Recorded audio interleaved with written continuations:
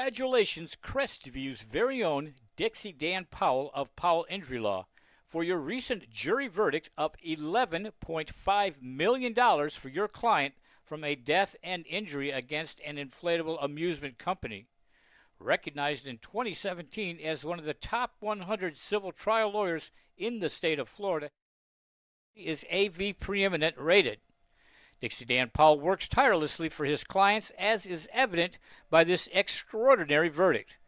If you're taking your case to trial, be prepared. Contact Dixie Dan Powell and Powell Injury Law, 850-306-2667. Backbone Bakery Cafe is 2 blocks from the courthouse on Crestview's historic Main Street. We serve handmade pastries, espresso, and lunch items, and we're open Tuesday to Saturday from 7 a.m. to 4 p.m., serving lunch from 11 to 2. We hope to see you soon.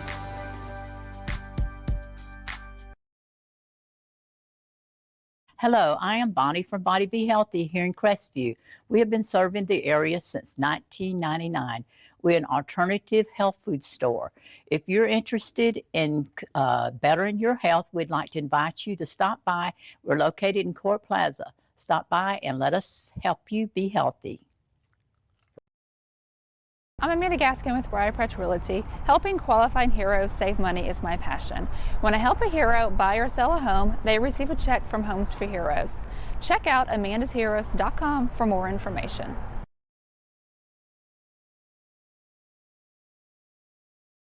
For more than 70 years, the sweet aroma of the Crestview's Coney Islands burgers and hot dogs has permeated the downtown area.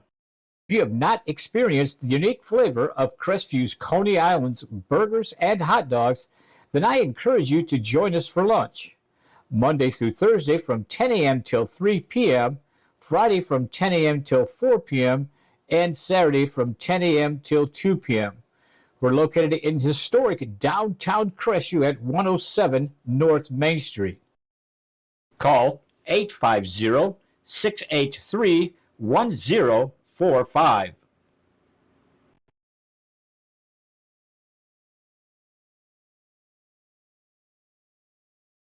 A couple minutes late, he understands it's not like super important that I'm right at 9:30. I have let him know that I'm in court with you. So.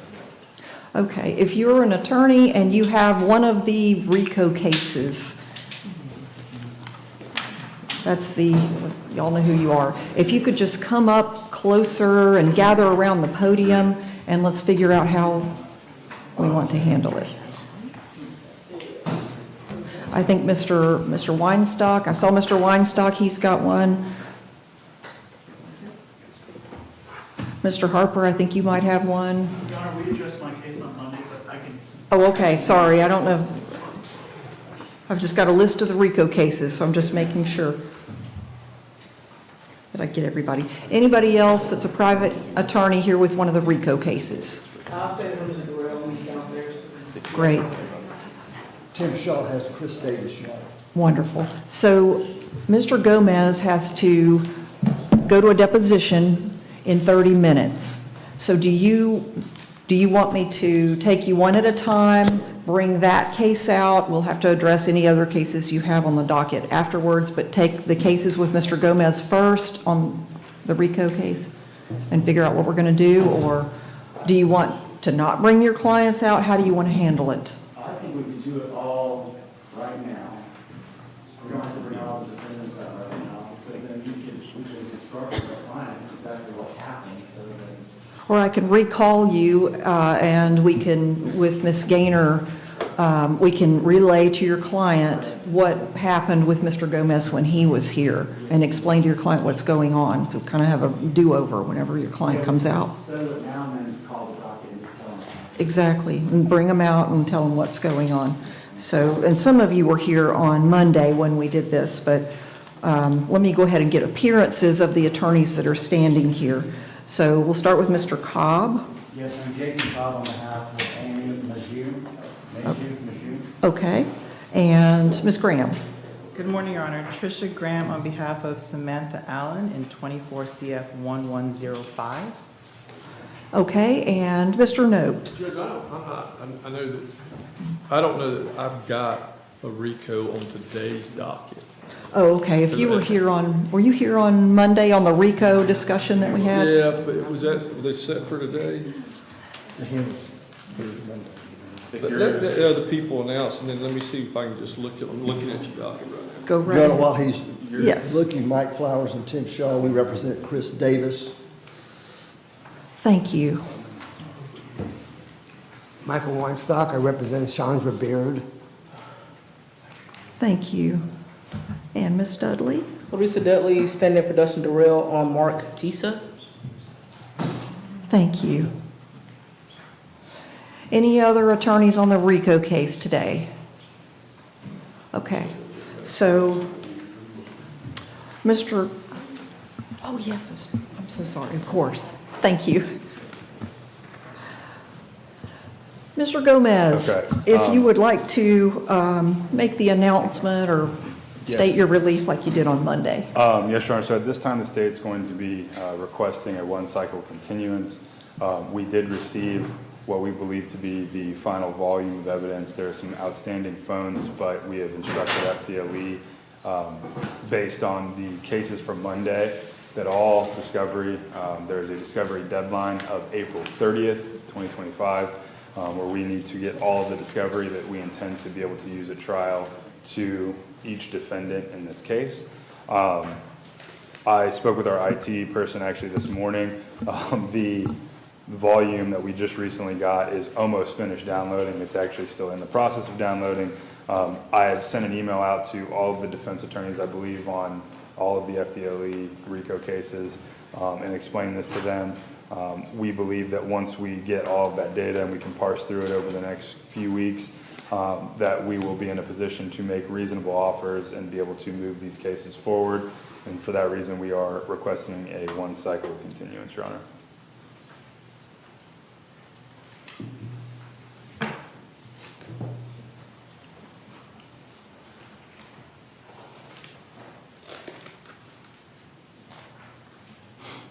All right, so any objections from the attorneys?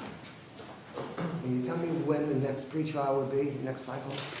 Yes, that would be June 11th for incarcerated defendants and June 9th for out of custody. And if I'm not mistaken, we had stated, I think with the out of custody individuals, we had stated that we were going to try to set it at 8:30. At 8:30. So as to alleviate any crowding of the docket in the morning. I'd like to do that for the in custody as well, if that's not going to be a hardship on other parties, or the attorneys mainly. Just set the RICO cases at 8:30 to try to take care of them so they're not just scattered throughout the docket. Your Honor, Mike Flowers on behalf of Chris Davis. The court inquired if there was an objection. There is not. Thank you. So I did set the deadline. Well, we set it on Monday when we were dealing with the out of custody clients. That would be April 30th. As Mr. Gomez said, that is the deadline for the state to provide all of the defendants with all of the discovery, which, if I remember what you said on Monday correctly, that has been downloading for days. Yes, it has. And that's partly our system. It's not necessarily just the amount. I mean, we've had more. We had a 4 terabyte download. Didn't quite take this long. So admittedly, that is a little bit of our system.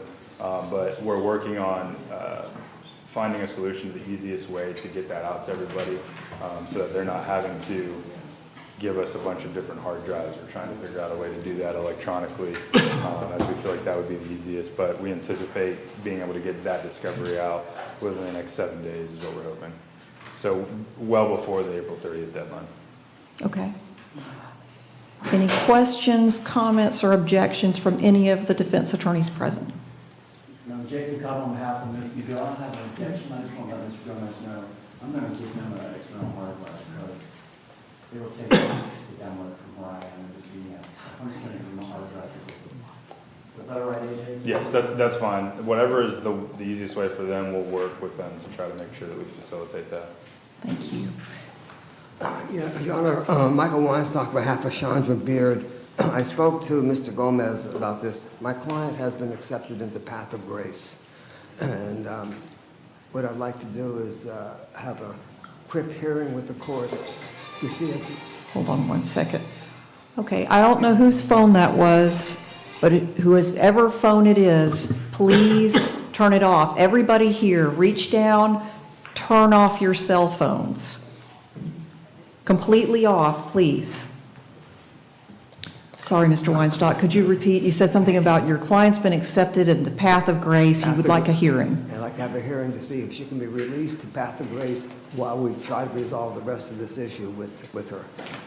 All right, so let me find out when we can set you. How about next Tuesday, which is April 22nd? We'll make sure that somebody from our office is there, Your Honor. That's my miscellaneous day, so I know the division attorneys will be present. Will that work, Mr. Weinstock? Yes, Your Honor. Thank you. Okay. I'll file a motion on that. Starting at 9, it's going to be a long day, so. But yes, if you could file a motion prior to Monday. I'll have one perhaps today. That's fine. Thank you. Let me write that down on your client's docket.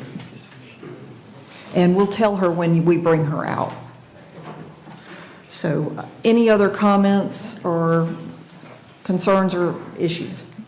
No, Your Honor. Tricia Graham on behalf of Samantha Allen.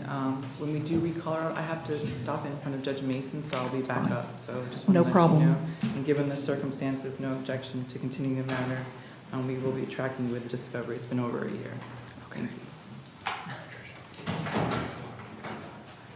Anyone else? And of course, we're going to call your clients up, but while Mr. Gomez is here, is there anything you want to comment on, object to? Any questions? Okay, I don't see any. Thank you. Thank you, Judge. I appreciate it. Thank you, Mr. Gomez, very much. We'll see you 8:30 next cycle, June 9th and 11th. Thank you.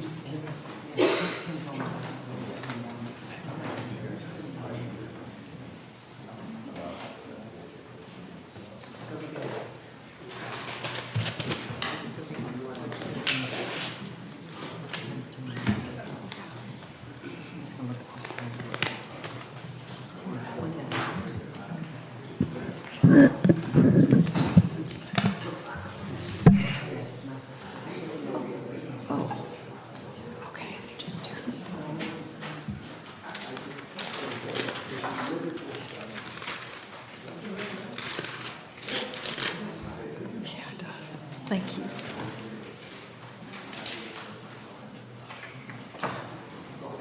Mr. Cobb, are you ready to proceed?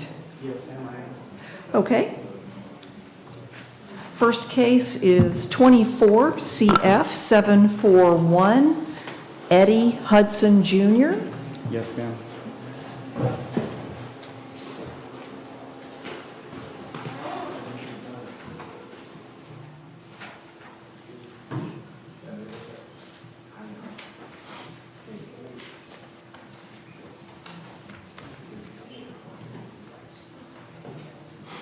Judge, what's the next date after this date? Like, if it's going to just proceed on the Schwartz trial, what would be the docket date? Well, that depends. Is that on Mr. Hudson's case or in general? Well, I was asking for Mr. Hudson's case. I wanted to talk to you about that, actually. Let's get him out, and I have some questions to try to figure out when his next date would be. All right, the defendant is present. Good morning, sir. I'm Judge Clark. Nice to see you. Okay. Jason Cobb on behalf of Eddie Hudson All and right. 24 CF 741, as you stated. Last time we were in court, Ms. Gaynor and I, we had reached an agreement we were going to try to plead Mr. Hudson out, and then I found out he had been arrested on a new battery on a jail detainee in the north end of the county, and I have court scheduled in that case, I believe, next week before Judge Overleeson. I reached out to Ms. Leone and everybody to try to come up with some type of like global resolution for all these cases, and she's just waiting to hear back from the victim in the battery case. But my whole goal is to do a global plea to try to resolve all these cases together. So let me ask the state. State, refresh me on this. Mr. Hudson has a new law in Crestview, and he's here in front of us on a violation of probation case. Does his VOP case need to go to Crestview to track with the new law? That's normally how it would happen. I have been in touch with Ms. Bailey and also that victim in the other cases represented by Mr. Koch. The victim's a defendant in a case with Mr. Koch, so I have reached out to defense to get the victim's input on that. I think it will be a quick resolution based on that input, but normally, yes, the VOP does track with the new law. What do we need to do to make that happen so that this case, 24 CF 741, violation of probation case, gets to Crestview so it can be heard simultaneously with the new law, and then they can You'll work file out? the motion to transfer during Okay. today. Okay. I'm trying to check that date with Judge Overleeson as well. It's currently set for April 28th. 28. So- Yeah, so we should be able to resolve them all on the 28th if we get that up there as quick as we can. That would be great. So thank you for doing that.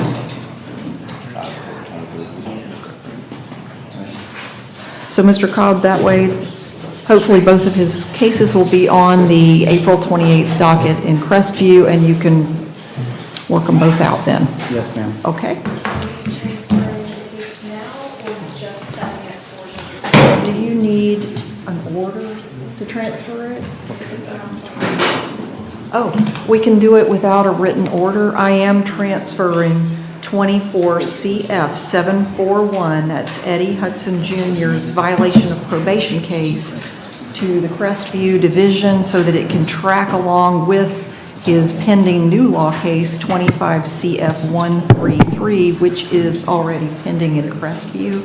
And that way both cases could be heard on the same day in Crestview, which is April 28th at 9 o'clock, I believe. Okay, so That'd be good. it's already set and transferred. Thank you. Judge, this is State versus Malik Humphreys. Your Honor, we have all his cases scheduled on the 22nd for a bond. Yes. And I filed a motion to continue, and you executed an order saying let's just. I did. On that Yes. date. And for the court's information, I did finish that motion to suppress last night. I worked on it as quick and as the best I could, so I'll be filing that. Is that in this case? Yes. ma'am. Okay. Because part of the reason I filed a motion to continue is I said I needed more time to finish the research and stuff. But when I got your order back, I just put on the gas a little bit so I could get the motion filed quicker. So that we can deal with those issues on the 22nd. I'm going to contact the court team to get a date. Or I guess I'll have to contact your JA because it'll be longer than 15 minutes to do the suppression hearing. Yes, so let me get our cases announced on the record. It's 23 CF 2577, 24 CF 1138, 24 CF 1139, and 24 CF 1141. I did enter an order. I'm sorry, Mr. Humphreys was not taken off the docket for today because we're going to handle everything. We have a bond hearing scheduled on Tuesday, next Tuesday, so I was going to do your pretrial then, but I didn't get you taken off the transport list in time. So we'll see you on Tuesday, okay? All right. Okay, and Mr. Cobb, once you get that motion to suppress filed, just reach out to my office and we'll get you scheduled, okay? Judge, it's the State versus Heather Rogers, 2025 CF 206. She does have two additional BOP cases that I've been appointed to that don't show up on this docket. I've been in contact with Ms. Gaynor trying to come up with a resolution for all three cases. That's still ongoing. I didn't want to continue the whole cycle. Is there a date, like next Monday, where I could put it on for plea or continuance and try to get it resolved? Absolutely. We have docket day on Monday, and that is April 21st. And do you happen to have the case numbers, or? Yes, I have the case. The other two cases? The other two. I'll have to go into my file. Just hold on one second. I'll get on.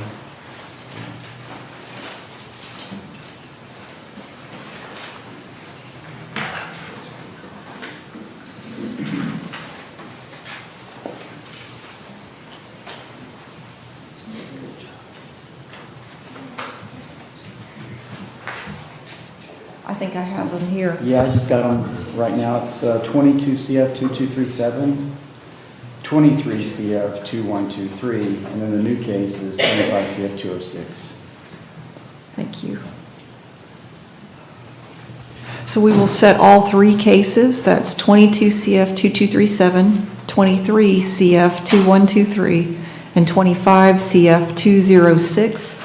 All will be set for Monday, April 21st at 9 o'clock for docket day, plea or continue. Thank you, Judge. Thank you. Yes. The two VOP cases are currently with Judge Schmidt. Oh, okay. Well, does that mean the new law needs to go to Judge Stone or the VOPs need to come here? This is the new law. I mean, I would like to resolve them all on Monday if we can. And I emailed the other attorneys in Judge Stone's division to try to coordinate everything. Should we handle them all on Monday? I'm fine covering them all on Monday, Your Honor. I'll get caught up to speed with the other ASA, and hopefully we'll have a verbal offer at that point, once I get caught up with it. So do I need to go ahead and transfer the two VOP cases into this division? Yeah, sure. I think that would track with the new law. Okay, can we do that? Okay, let's transfer 22 CF 2237 and 23 CF 2123 from Division 2 into Division 1, this division, so that all three cases can be handled together.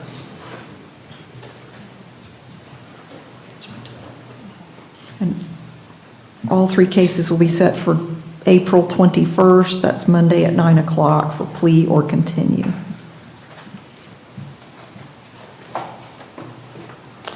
All right, anything else I need to address on Ms. Rogers' case? No, ma'am, I think that's it. I'll see you Monday, ma'am. Thank you. And did the jail transport Miss Majou? Yes, we did. I thought we were handling those at the end, or are we just going to handle them as the attorneys at the podium? At the podium, yes.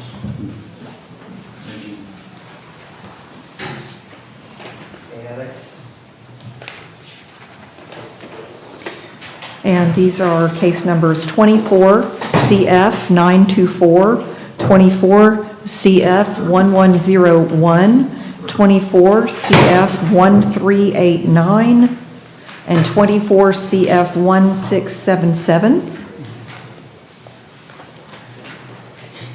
And Judge, all these cases are based upon the facts in the RICO case. Yes. And, okay, the defendant is about to be brought out, so.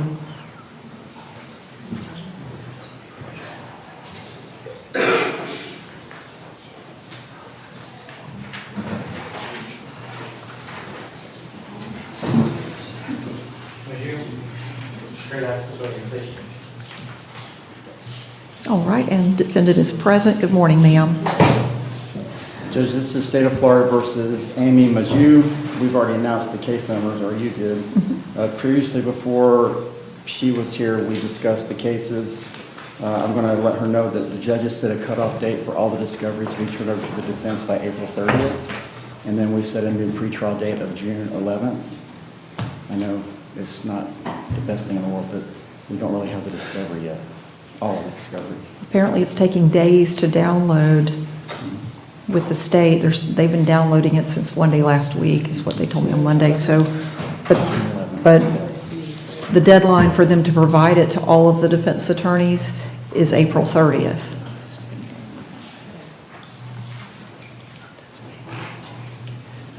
Just 1 second. Sure.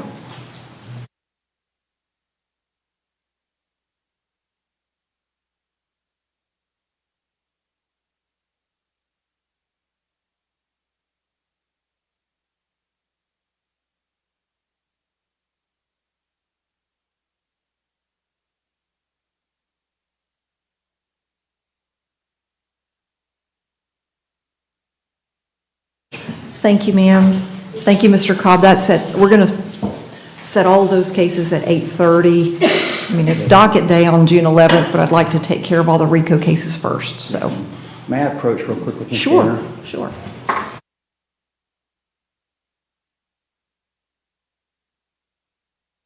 CQ Roofing, your hometown roofer since 1999. We're state licensed and insured family owned and operated with 24 years of local service. We specialize in shingles and metal, re-roofs, repairs, and leak specialists. For all of your roofing needs, call us today or visit our website at cqroofing.com. CQ Roofing, your hometown roofer.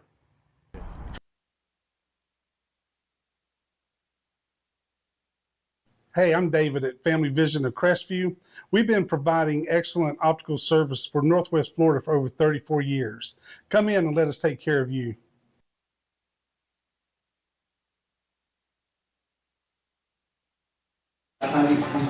Absolutely. Thank you, Mr. Cobb. I'll see you Monday. Yes, ma'am. Mr. Durrell?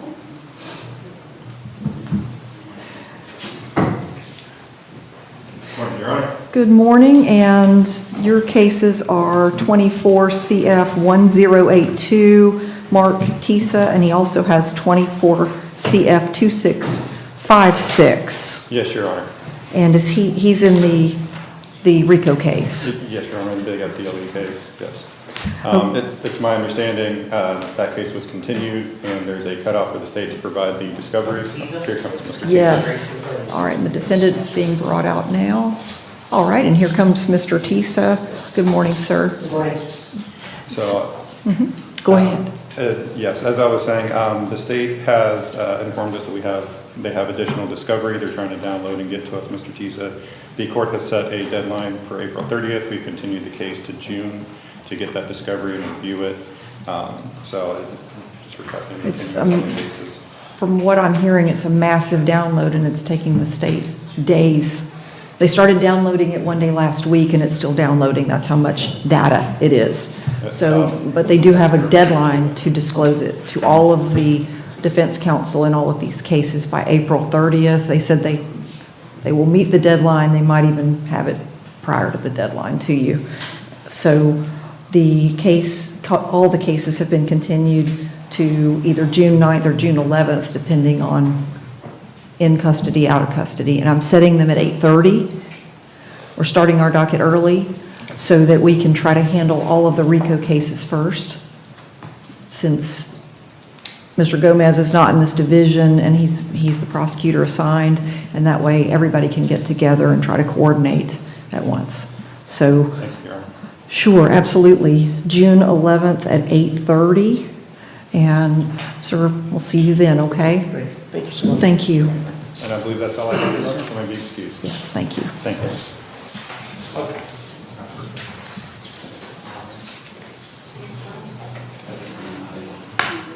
Next is, the defendant is Samantha Allen, and she has two cases, one of, excuse me, one of which is Ms. Dudley is representing, and the other one is Ms. Graham. I know Ms. Graham's running between courtrooms, actually, so we might have to wait.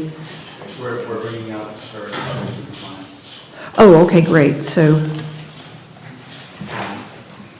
This is Samantha Allen, 21 CF 2810. I just have on a violation of probation, Your Honor. okay, so Ms. Graham is running in between courtrooms. So what I might need to do is pass Ms. Allen so fine, we can ma'am. get Ms. Graham back so we can address everything at once. So we'll bring you right back out.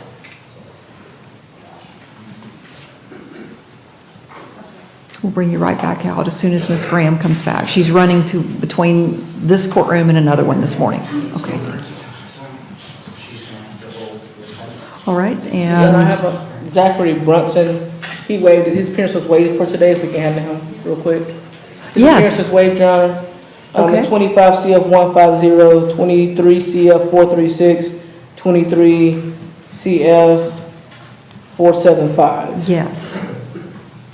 Your Honor, we have asked for additional discovery from the state, which you're working on getting for us.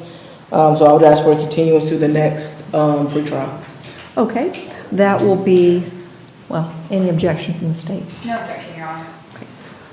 June 11th, and ordinarily I would say 9, but let me make sure I'm not going to mess up anything. Although I'm having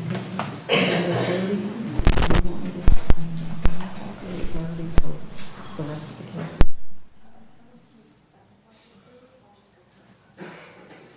Well, We'll say 9 o'clock. I'm going to try to handle those RICO cases at 8:30 on pretrial conference days, but the regular docket would be 9 o'clock. Yes, ma'am.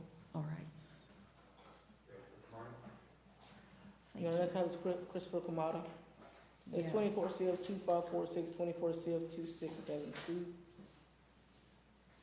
You know, we have depositions set on May 12th. May 12th. Mhm. The state is checking on some things for me on the discovery as far as the Walmart video and also the cat report. But we have deposition set on May 12th in this case, Your Honor. Okay.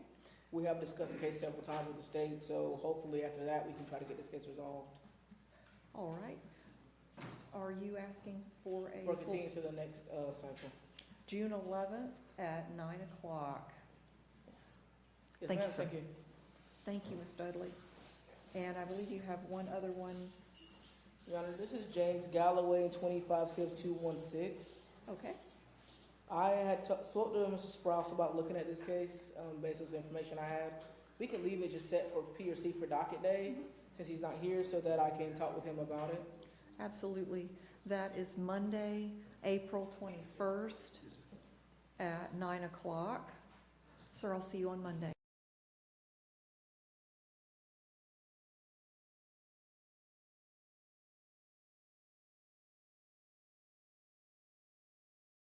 That's all I have until Ms. Graham gets here. Thank you. As soon as I see Ms. Graham come in, we'll bring you back up. All right. Mr. Flowers, there you are. Thank you. Judge, good morning. Good morning. My client is Ms. Atherton, Atherton. Yes, thank you. That's 25 CF 344. It is. And she should be out momentarily.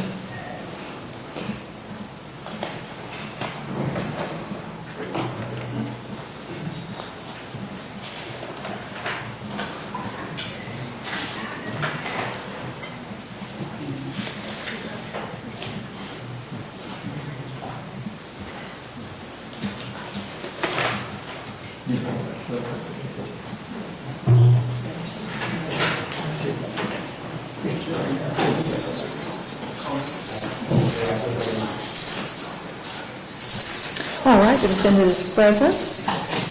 Judge, this is Ms. Atherton. In discussing the matter with Ms. Basso, we have every expectation to have this case disposed of Monday with the court's permission. Absolutely. We're virtually 100% sure we'll be able to dispose of the matter on that date and time. That's great news. Okay? So April 21st at 9 o'clock, is that good with you, Ms. Basso? Yes, ma'am. Make that up. Wonderful. All right, ma'am, I'll see you Monday, okay? Judge, that's what I have before you this morning. Thank you. Good day. You too.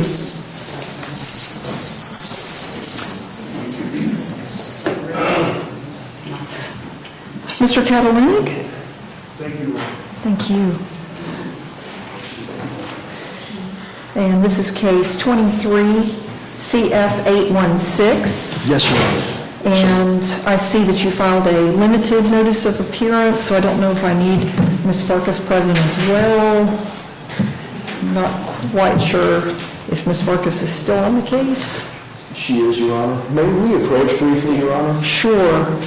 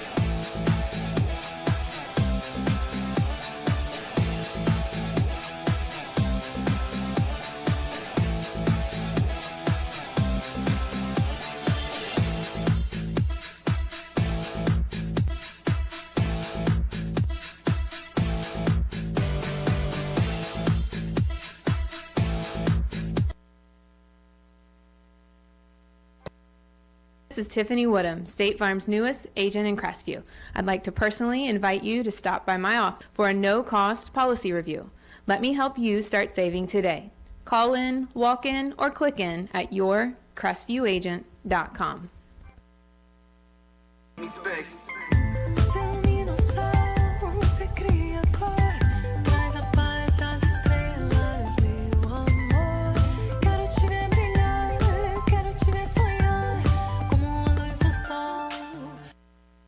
Alex Barthay from the UPS store once again, and I wanted to let you know about our Sunday hours. We're open now 7 days a week. Normal hours that you've been expecting, but now we're open Saturday 10 to 4, Sunday 10 to 3, and that's both our Crestview, Fort Walton Beach, and Eglin Air Force Base locations.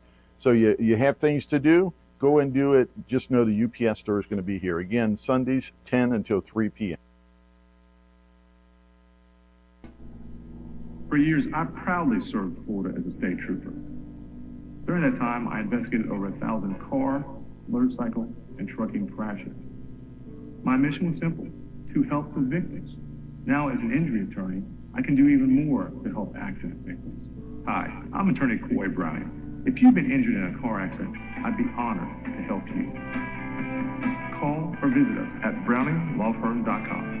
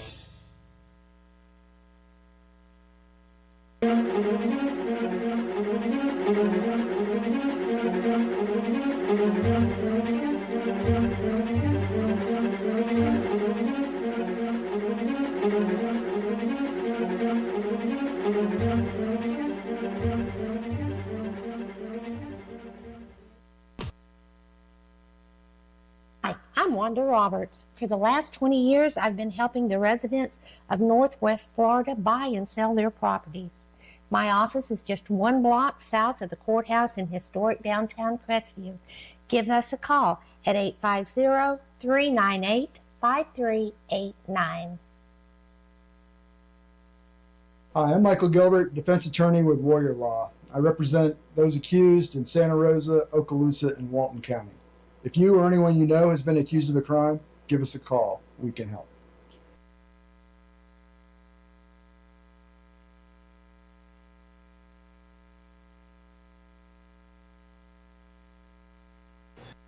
Hello, this is Chris Norman at Bulldog Bail Bonds. Our office is in Crestview, Florida, but we service 7 Northwest Florida counties. If you ever find yourself in a jam, please give us a call. We're here to help you out.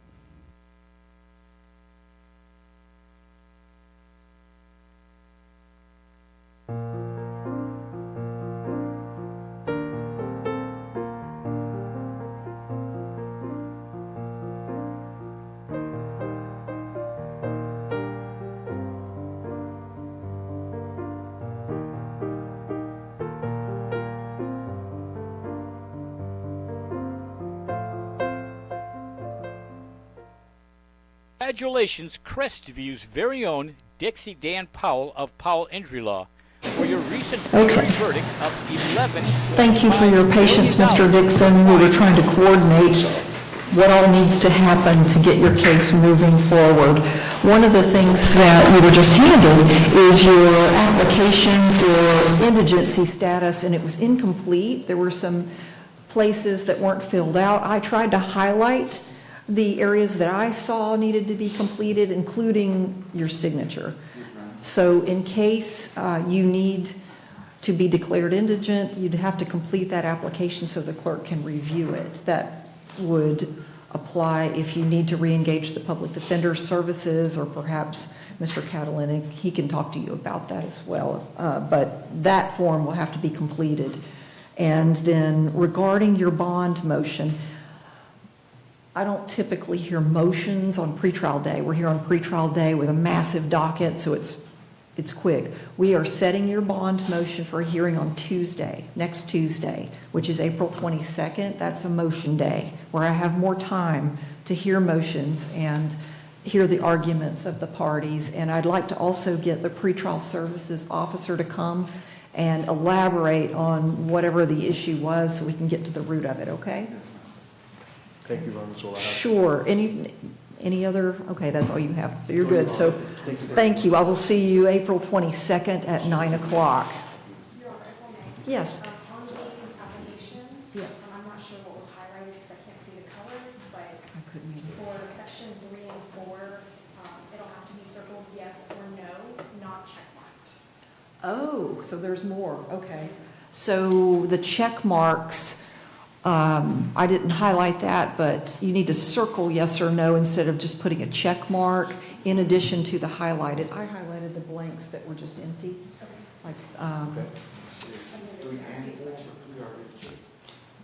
So it'll be all of number 3 and all of number 4. all of number 3, all of number 4, and he needs to sign it as well, I believe. And then I think there were some other blanks, like the bond. That one's okay. Oh, that one's okay.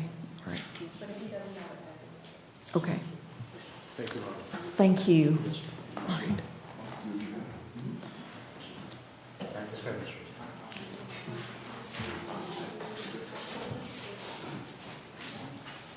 We're going to continue the pre-trial until April 22nd as well. Let me make a note of that.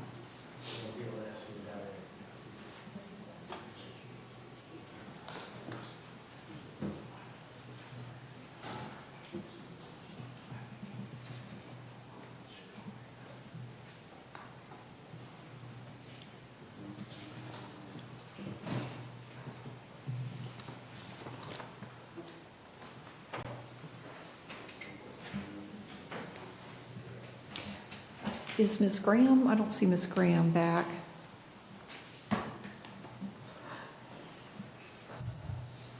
Mr. Patel? Court security, am I going to mess you up if I call one out of order? I know that Mr. Patel looks like he only has one case. Oh, I don't even see Mr. Patel. He's downstairs, so Okay. Mr. Scott, I think he's running between counties today, so he'll be here later. Mr. Weinstock.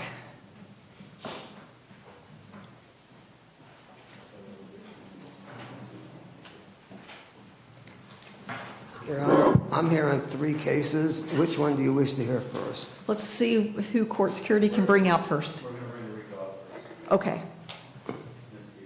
Ms. Beard. And those case numbers, her name is Chandra Beard. Chandra Beard, 24 CF 1102, 24 CF 923. Correct, thank you.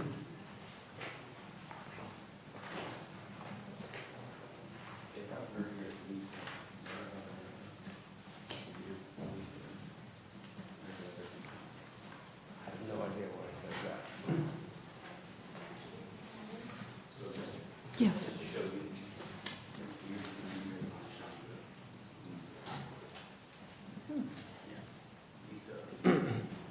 Not sure.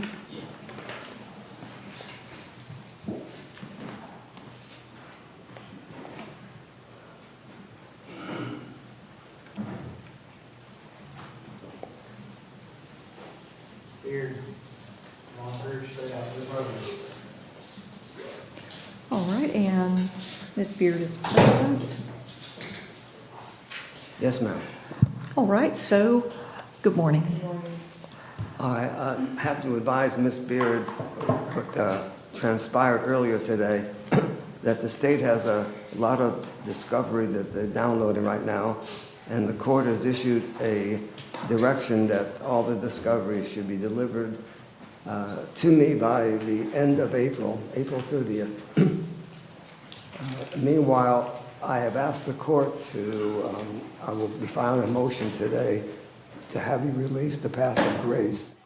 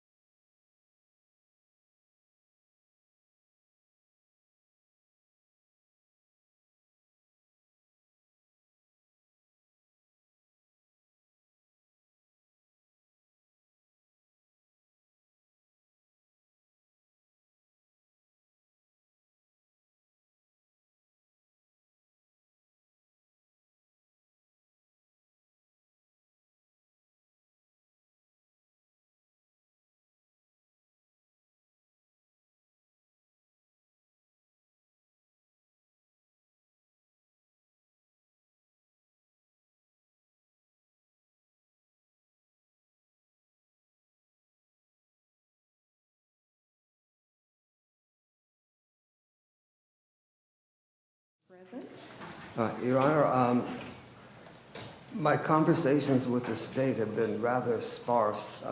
I need one cycle continuance on this case, Your Honor. I'll try to resolve it. Okay, when we were in court on February 12th, on that date, I stated that would be the last continuance. The case is rather old. It looks like the arrest date is December of 2023. The petition, or information rather, was filed in December of 2023, and there was an announcement of last continuance last time. So this case needs to be resolved this cycle. All right, so put it on the jury review date of June 19. We can either do docket day. I don't know if the state has made an offer, but usually on docket day is when I have them put their best offer on the record or whatever the offer is, and that's the last day I'll accept a negotiated resolution. Is there an offer? Yes, Your Honor. This is an actual possession of a weapon by convicted felons. The minimum mandatory is 3 years, and that is the state's offer. 3 years? 36 months. You want to take 3 years? All right, we can probably resolve that. I think my client will accept that offer. So if we can come back the next... Sure, docket day. That is Monday, April 21st. 1 second, please. Sure.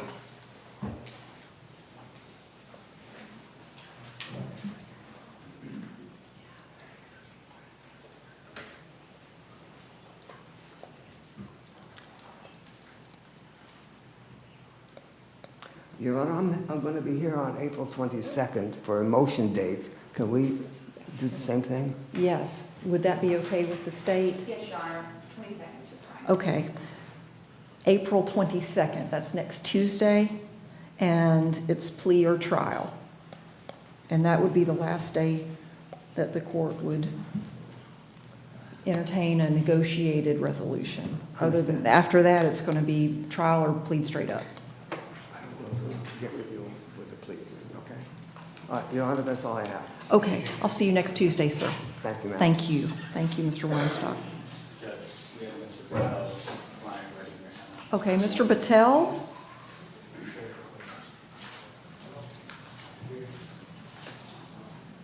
Good morning, Judge. Good morning. Jay Patel and Tim Shaw on behalf of Jerish Stevens. We're before the court on a pretrial. We've received an offer yesterday that is different from anything that we've heard before, so I need to discuss that with Mr. Stevens. Whether or not he takes that, it's certainly up to him. Concurrently, we have a motion to declare him indigent next Tuesday for cost for an expert that we would like to retain. So we'll be back before the court next Tuesday, so I'd ask for a 1 cycle continuance.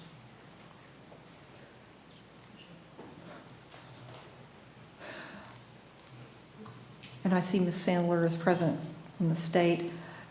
I know there's a pending motion that's been continued a few times. Has that been reset, and does it need to be reset? It needs to be reset. It was canceled for a couple reasons. One, relating to my partner's treatment, and two, my client's decision to push forward with this expert, to utilize him, that person, should the court declare him indigent for the purposes of the standard ground hearing and potentially trial. Okay, this case is really old. In fact, the arrest date is December of 2021. So how can we get the case moving? I know that this motion we're going to have on Tuesday to declare him indigent for costs, that the outcome of that dictates a lot of the things you're going to do going forward.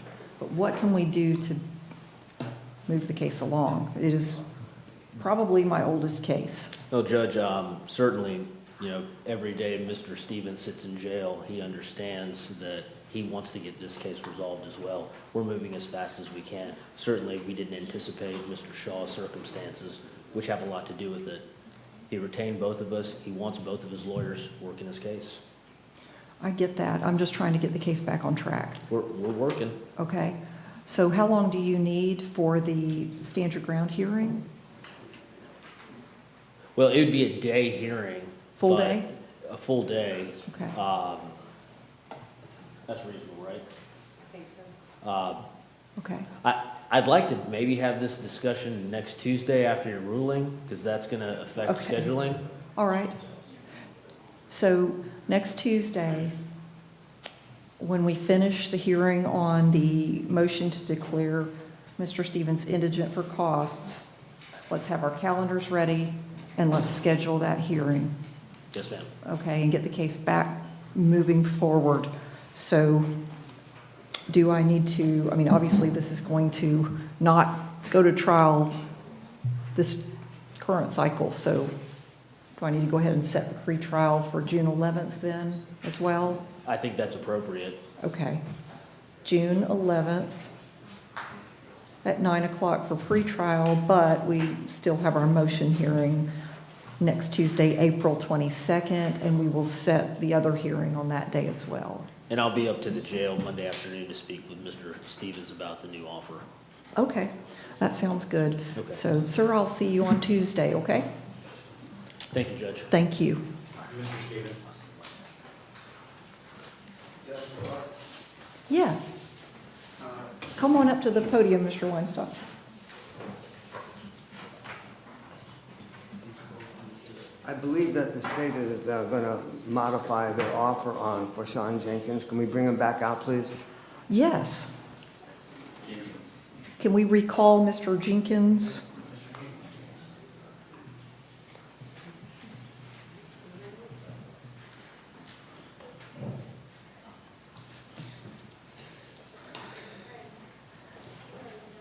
That case number is 23 CF 2706. 2706, yes, Your Honor. He was taken downstairs there, so he can't be brought back up, but it's going to take a little. Okay, Mr. Weinstock, he's already downstairs, but he will be brought back upstairs. So can I call some other cases and then we'll, as soon as he's available, we'll bring him back out, okay? Yes, ma'am. Okay. I see Miss Graham is here. Do I have Miss Dudley as well? Oh, great. Okay, let's go ahead and you have Miss Allen, and she has 2 cases.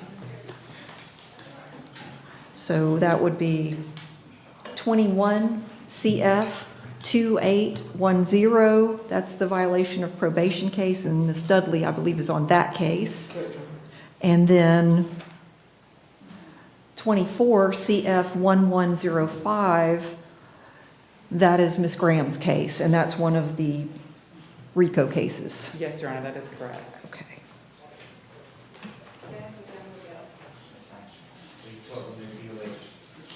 All right, and Miss Allen is present. Yes, Your Honor, as we did address the group, as a group, scheduling for this matter, I did meet with my client yesterday, and I'll update her accordingly, but we'd like to, as you just let her know that the case has been reset for the next pretrial with a discovery deadline. Yes, the state has a deadline of April 30th to disclose all of the remaining discovery. They got a massive download recently, and they've represented to me it's taking days and days to download it. But I've given the state a deadline to pass all that information on to all of the defense attorneys that are involved in this case, April 30th. And we are also going to be setting all of the RICO cases at 8:30 on our pretrial dates so we can handle them as a group. So your next hearing is going to be June 11th at 8:30. And I know that Ms. Graham will be in touch with you about that discovery once she receives it.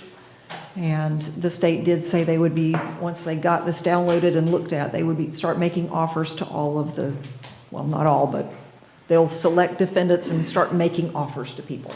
So I don't know who, and I don't know what those offers will be. That's just what they said. So.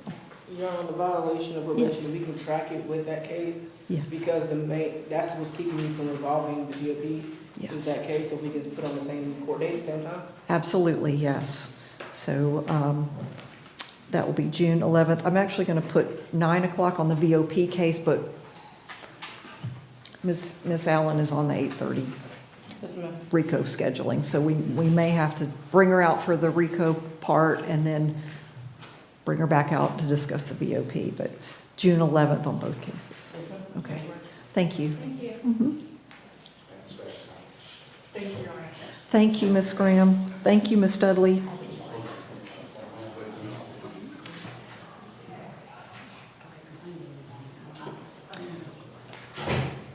Okay, who do we have? Mr. Nopes? All right, we have your clients lined up, I believe. And is this Mr. Grant? This is 24 CF 2054, I believe. Sir, can you state your name? Let me make sure I'm on the right case. State your name, please. Grant. Thank you, sir. 24 CF 2054, I believe, Judge. Yes. Judge, we had depositions all day yesterday. Well, I'll say all day. From beginning in the morning to, I guess, 1 o'clock. We reached, the state has extended an offer to me, although I believe the case needs to be continued because I need to go to the jail and speak to him about the offer the state's made.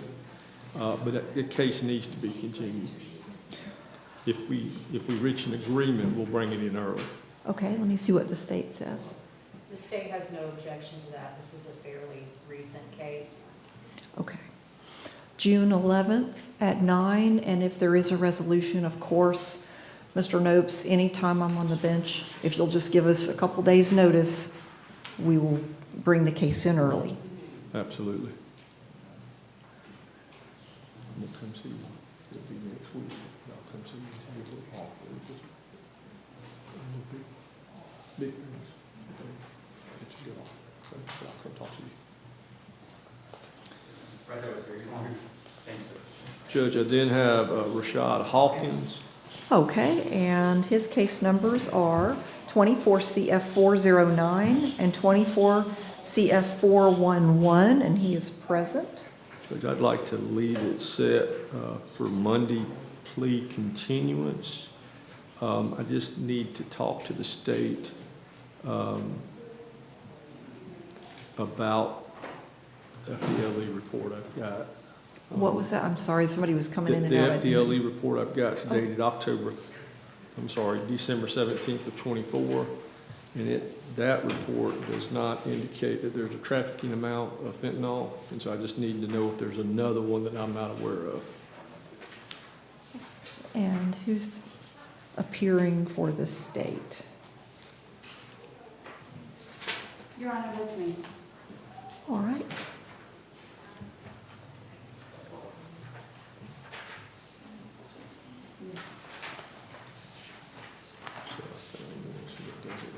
You don't have the FDLE, Mr. Nopes? Well, I've got a report, but it doesn't have an amount.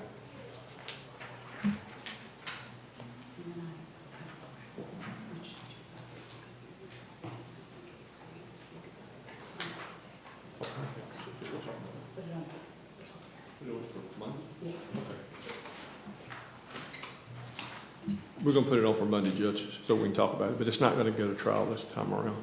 Okay. This will be the last continuance. This case is over a year old now, so state can pick whichever one it wants, and we'll next cycle go on that one.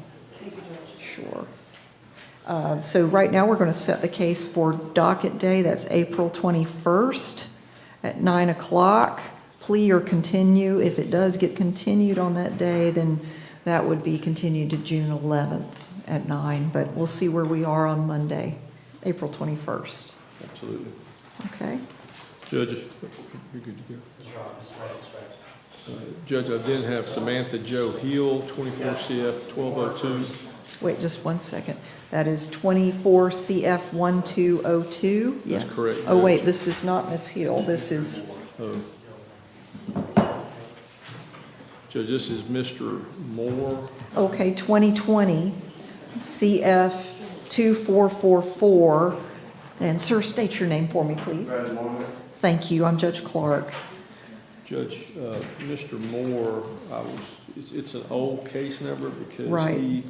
There's a failure to appear back in August of 2021 and was recently brought back to us. Judge, it's my understanding that the victim in this case does not want to pursue charges. She called my office, and as we routinely do, we told her to call the state attorney's office. The problem is I think she lives in Fort Lauderdale, and I think she might have been told that she needed to come to the state attorney's office and talk to somebody, fill out some paperwork, sign some paperwork. She's not here locally, but I do have a phone number. If I can just give it to the, I took a picture of this, so I can give it to the state so they've got it. Yes. Maybe they might want to contact her and see what she wants to do. According to the notes, we've had, at least recent, no contact with this victim. And even if she's called, we would have notes of that, but I will, definitely reach out to her, Your Honor.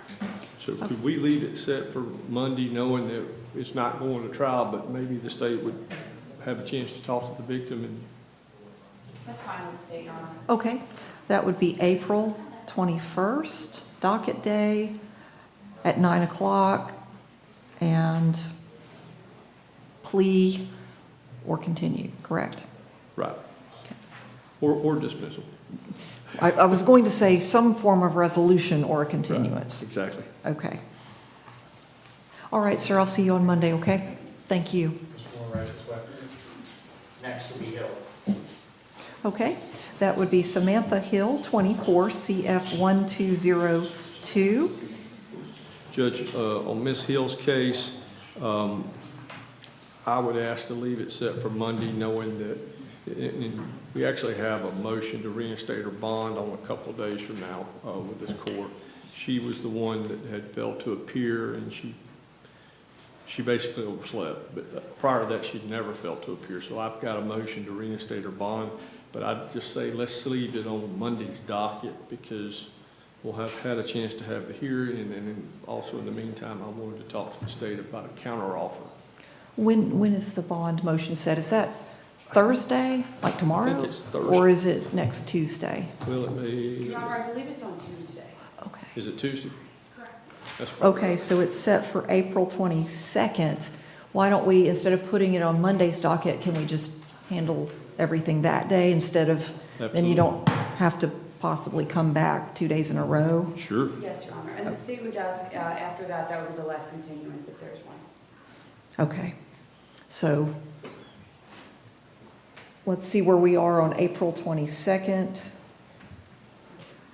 That's the bond hearing. And the case is not ready this cycle, I'm That's right. It's guessing. That's correct. Okay, so this is going to result in a continuance one way or another then. Why don't we go ahead and, we're still going to have the bond hearing on April 22nd, but let's go ahead and set the next pretrial since we're here now. I have no idea what the outcome of next Tuesday's motion is going to be. I have not heard it, so that'll be a decision for next Tuesday. But I'm going to go ahead and set the case on June 9th at 9 o'clock for pretrial. June 9th or 11th? 9th. Okay. That's the out of custody, just in an abundance of caution. I'm not prejudging your motion. I haven't even read your motion. So, but, you know, we can always move somebody. It's easier to move somebody from the 9th to the 11th than move them from the 11th to the 9th. So that would be the last continuance. So it needs to be ready to try or resolve itself next cycle. That's the June and July trial weeks. Yes, ma'am. Okay. And ma'am, I'll see you on Tuesday, April 22nd, okay, for the bond hearing. All right? Thank you. Judge, Yes. then he's on the docket, but he refused transport as William Thornton, 21 CF 1471, 23 CF 650, and 23 CF 2447. Judge, the VOP is the 21 CF 1471, and it's currently set for May 22nd for a hearing with this court. Okay. So I'd say just let the other ones run with that VOP date, and then we'll decide where to go. Let me just verify. Did Mr. Thornton refuse transport? Yes. Okay.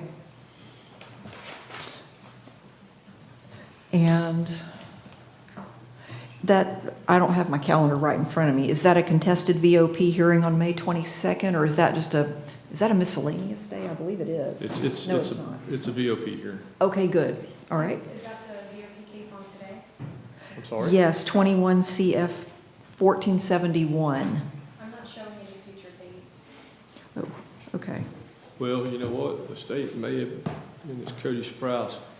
I don't know, I mean, I'm not certain that they did a notice of hearing. Okay, let me take a look. Now, I do know that on February 12th, the state said they were going to set a contested VOP hearing, but let me just check. Judge, I think that date was the date that we were given, but then I have not seen a notice of hearing. Let me look at that on a different calendar.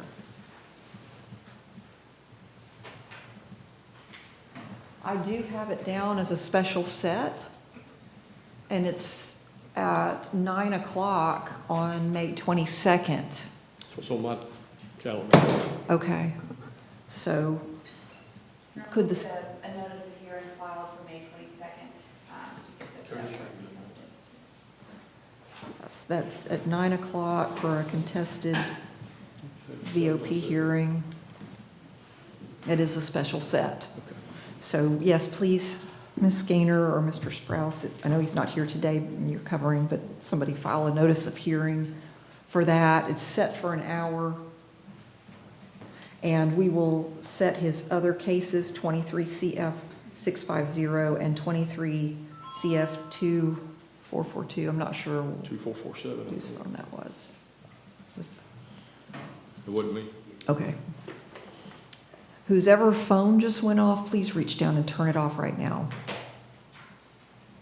So we'll set his other two cases to track along with that so that we can address everything if we need to. Yep. And do I need to go ahead and put, I know the VOP is going to drive where the other two go, but Correct. we probably need to go ahead and schedule the next pretrial on those, which would be June 11th. June 11th at 9 o'clock for all three cases, that's pretrial. So we got two court dates scheduled for Mr. Thornton. May 22nd at 9, special set, and June 11th at 9 for pretrial. He does need to be present. He must be present on May 22nd. If he refuses transport, then I'm going to proceed with the hearing in his voluntary absence.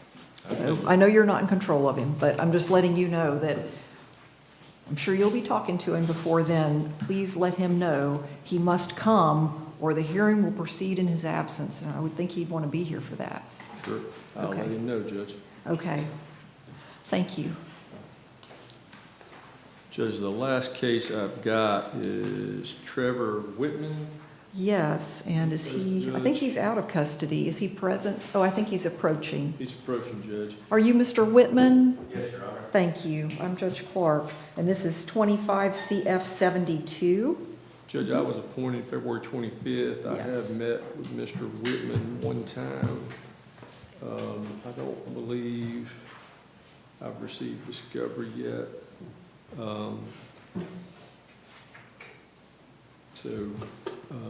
Actually, if the state and I may approach on him. Yes.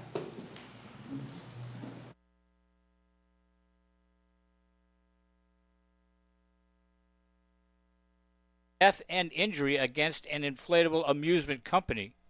Recognized in 2017 as one of the top 100 civil trial lawyers in the state of Florida, and Dixie is AV preeminent rated. Dixie Dan Powell works tirelessly for his clients, as is evident by this extraordinary verdict. If you're taking your case to trial, be prepared. Contact Dixie Dan Powell and Powell Injury Law, 850-306-2667. Backbone Bakery Cafe is 2 blocks from the courthouse on Crestview's historic Main Street. We serve handmade pastries, espresso, and lunch items, and we're open Tuesday to Saturday from 7 a.m. to 4 p.m., serving lunch from 11 to 2. We hope to see you soon.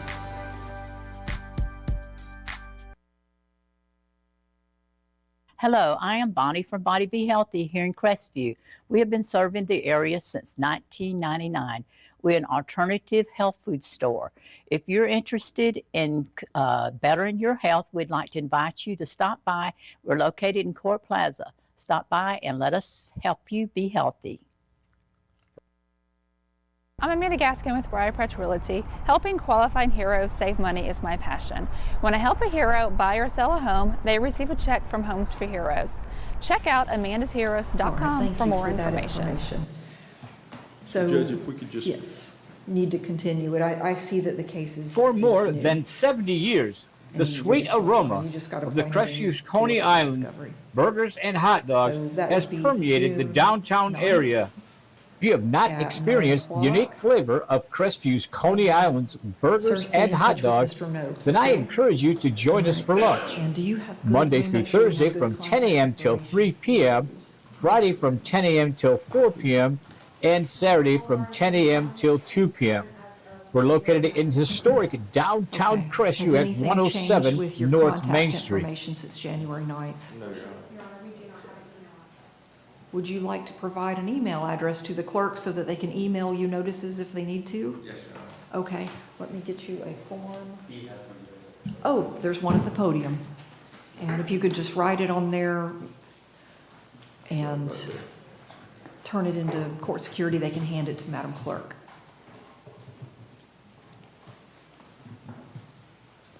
So check your email, because if the clerk needs to send you any notices, that's how you'll receive it, okay? Yes, Your Honor. Okay.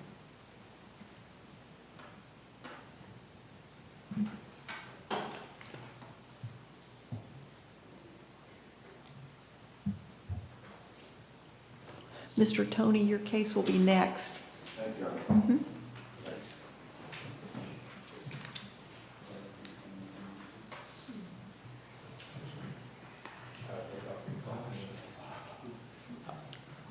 Oh. Which phone number? I'm sorry. Oh, Mr. Tony, I'm sorry. I'm having to recall one of Mr. Weinstock's cases, and they had to bring him up from downstairs again. I'm so sorry. Thank you, Judge. Thank you, Mr. Nopes. All right, Mr. Weinstock, we're recalling your case. Mr. Jenkins, Quayshawn 23 CF Jenkins. 2706. I believe the Yes. state wants to make an announcement. Oh, okay, great. Your Honor, there is an amended offer. This was an actual possession of a firearm, actually with discharge, so the minimum mandatory would be a 10-year DSC offer at this point. Okay. Trial? Okay. Okay, so, Put this Mr. on your trial Weinstock. docket, Your Honor. I'm sorry? Excuse me. Please place this on your trial docket. Okay, so do we even need to come back for docket day, or do you want to go straight to jury review? Jury review will be what, June 19th? No, it is April 24th, and trial is April 28th or May 5th. Those are the trial weeks. So we've got docket day, April 21st. That's the last day I accept a negotiated plea. Or we can go straight to jury review, April 24th, which is better for you. We're going to come to jury review no matter what, unless the case resolves, but. Okay. Forgive, I turned in my assisted hearing device. You have to talk a little louder. I'm sorry. Oh, I'm so sorry. Okay. April 21st is docket day. That is the last day I would accept a negotiated plea agreement. Jury review is April 24th. We can skip April 21st if you don't think there's a need to come on that day and go straight to jury review, or I can set you for both. And the trial weeks are April 28th and May 5th. Hold on just one second. Whose phone is going off? Whosever phone that is, you need to step out. Please step out.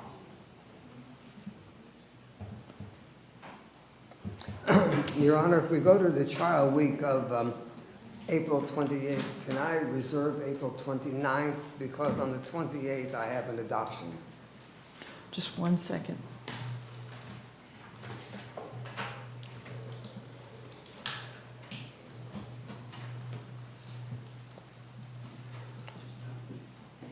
Okay, say that again. You said that the trial week would be April 28th. Yes. I'd like to reserve the 29th because I have an adoption on the 28th. 28th would be jury selection. So in that case, maybe the following week, May 5th, might be better for jury selection? Yes, ma'am. Okay. So do you want to come on Monday, the 21st, or skip that and just come on jury review April 24th, next Thursday? If you think there might be a negotiated resolution, then you would need to come on April 21st. You think there'll be a resolution? 10 years? What's on the 21st, Your Honor. Okay, so actually, you know, when the case was called a little bit ago, we set it on the 22nd for plea or trial, and I cannot remember why. Did you have a April motion? 22nd. April 22nd, plea or trial. I can't remember what the problem was with the 21st. I think he's got a hearing on the 22nd, or he'll be from. Oh, you were already going to be here on the 22nd. We will treat the 22nd as the docket day for Mr. Jenkins. So if he wishes to have a negotiated resolution of his case, I'll accept that on the 22nd, which is next Tuesday. And then jury review, if the case is not resolved, that is going to be April 24th at 9. That's next Thursday.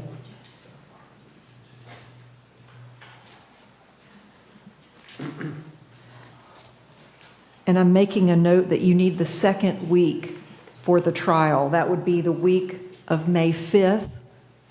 Jury selection would be on May 5th, and then we'd figure out what day or days you would need to try the case that week. Jury selection at 9? 8:30 on May 5th. All right. So right now, we have the following dates set. April 22nd, that's next Tuesday, 9 o'clock, plea or trial. That's the last day a negotiated plea agreement will be accepted. Then there's jury review, April 24th at 9 o'clock. That's to figure out what days, which cases will be tried. And then... I'm sorry, to figure out what, please? What days, which cases will be tried. Now, we've already talked about doing your jury selection on May 5th, but we'll try to nail it down a little more on what days during that week the actual trial would be. April 24th, 9 o'clock. Correct. Jury review, that will be for scheduling and logistics. And it would be helpful for Mr. Jenkins to come to court that day. And sir, you need to be here on the 22nd as well. So I don't have any memory of you not wanting to be transported. So you'll be on the transport list, sir.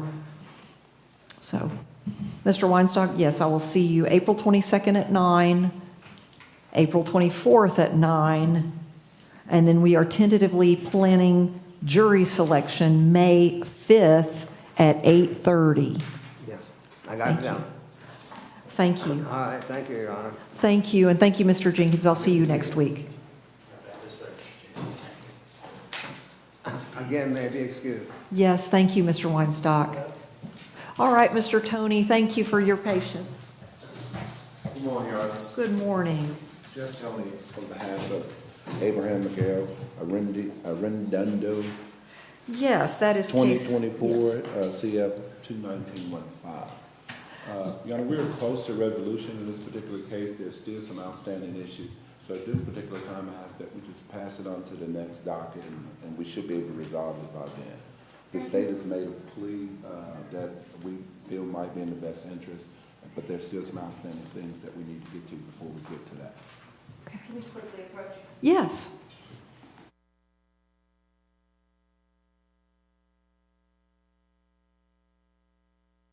Call 850-683-1045. CQ Roofing, your hometown roofer since 1999. We're state licensed and insured, family owned and operated with 24 years of local service. We specialize in shingles and metal, re-roofs, repairs, and leak specialists. For all of your roofing needs, call us today or visit our website at cqroofing.com. CQ Roofing, your hometown roofer.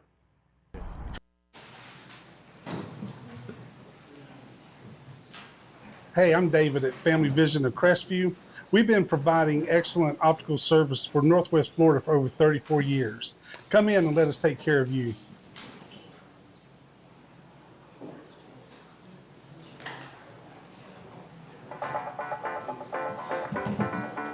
All right, we will set the case for pretrial conference on June 11th at 9.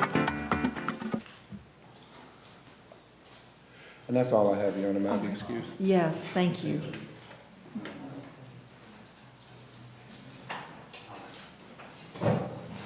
And do I have Mr. Williams present? That's me, Judge. Come back. All right, thank you. A lot better than getting to Crestview and going, oh, no. So, Judge, he's got Karen Heiler, 23 CF 1429, 22 CF 658, 24 2113, and 24 8879. I think it's 2879. Okay, 2879. And then 24 CF 2885. Yes, she should be out momentarily. Well, I'm going by his list, but Oh. there's actually others. So we can do Amber. Sure, let's do that. Okay, so those case numbers are 24 CF 1807 and 24 CF 1808, and she should be out momentarily. I do see Mr. Williams was just appointed like 2 weeks ago or so on these cases, so I know the cases are older, but he's freshly appointed. They're asking for a continuance. Yeah, that's reasonable. So as soon as, this is Agrit? Right. Yep. Yes, and she's going to be brought out momentarily, I'm sure, so we can tell her. Let me just go ahead and give you the dates. It's June 11th at 9 o'clock.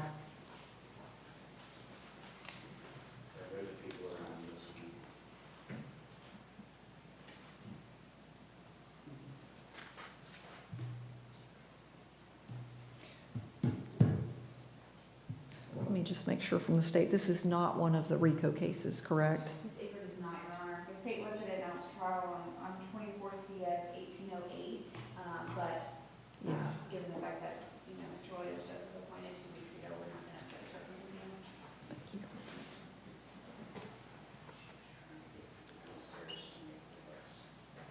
So, Miss, We were rotating inmates out, the ones who have seen and the ones who have yet to be seen.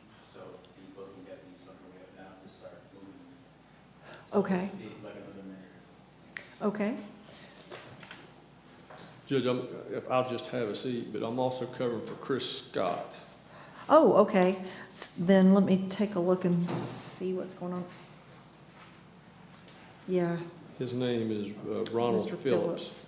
Is Mr. Phillips up there, or is he downstairs? Mr. Phillips was part as well. So That's right, he's part of the, he's part of RICO.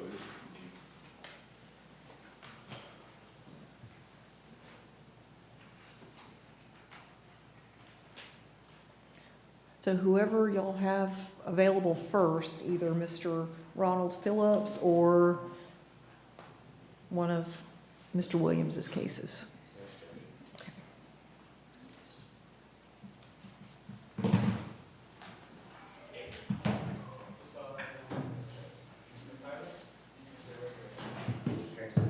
This is Amber A. All right, so this is 24 CF 1807 and 24 CF 1808. And the defendant is present. And good morning, ma'am. Mr. Williams has been appointed to your case as your attorney. Mr. Nopes is covering for him today. Mr. Williams was just appointed about 2 weeks ago. So, Mr. Nopes, Mr. Williams was requesting a continuance so he could get up to speed, correct? Okay. The cases will be continued to June 11th at 9 o'clock. And hopefully, which one did you say the state was ready to proceed on? They're already on 24 CF 1808. Okay. Well, we'll see where Mr. Williams is. I'm wondering if I should set it for maybe a miscellaneous day, but. Judge, he's just been appointed, and I know that he basically has a motion to have an investigator appointed as well. I don't know if he's filed that, but that's another issue. Okay, well, let's just leave it for June 11th at 9. And if they can work it out, they can bring it up early. If we need to bring it in earlier, we will. So I'm sure Mr. Williams will be in touch with you soon, okay? Okay. Yeah. He's good about coming to do it. He'll come see you. Okay. All right. Thank you. That's it. Thank you, ma'am. Ms. Tyler? Okay, these are case numbers 22 CF 658, 23 CF 1429, 24 CF 2113, 24 CF 2879, and 24 CF 2885. And the defendant is present, and Mr. Nopes is covering for Mr. Williams. Judge, they've asked, Mr. Williams asked that it be continued because he's scheduling depositions. I'm certain that's probably on the newer cases. But that's what his email says. Okay, what's the state's position? The United States would have no objection to that. Okay, and of the 5 cases, which one would the state be ready first on? I mean, one of these cases is from 2022. Your Honor, it would be one of the earlier cases. Okay, well, be looking at it, decide which one you want to lead with, and maybe we can gear one of them up and get it tried next cycle. Yes, Your Honor. Okay. So, June 11th at 9 o'clock. And I know Mr. Williams will be out to see you soon, okay? Thank you. Thanks for your time. Legal Lovett is next.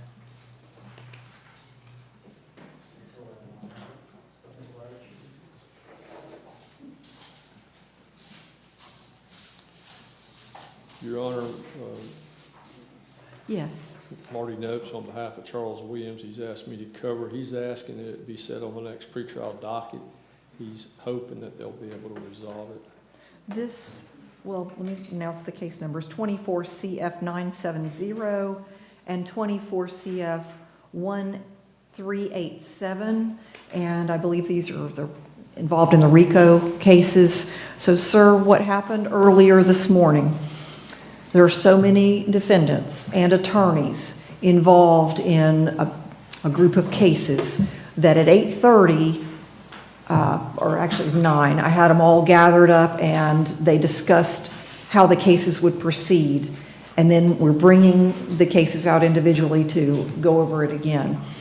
The prosecutor who's handling that group of cases could only be here for a brief time at 9, so that's why we took everything early. Here's what's going to happen. I put a deadline in for the state to disclose this last batch of their evidence. It's taking days for them to download, but they have to disclose this batch of evidence to all of the attorneys for all of the defendants by April 30th. They say this is the last batch. It's massive, but they said they will meet that deadline, and with any luck, they'll get it in early. So your lawyer should have all of the evidence by April 30th. And then after the state has a chance to review all of that evidence, that's when they said they're going to start trying to resolve these cases. So we have reset all of the cases for either June 9th or June 11th. You're on the June 11th docket at 8:30. I'm trying to handle the cases early since there's so many of them and we can coordinate things and get them moving. Thank you, Your Honor. Yes, yes, sir. I just wanted to let you know what's happening. And Mr. Nopes is covering for your lawyer today, but I know that your lawyer will be in touch with you soon. I appreciate it. Yes, thank you, sir. Mr. Nopes, did I leave anything out? No, ma'am, that's Okay. right on. Spot on. All right. So June 11th at 8:30 on both of Mr. Maklovich's cases.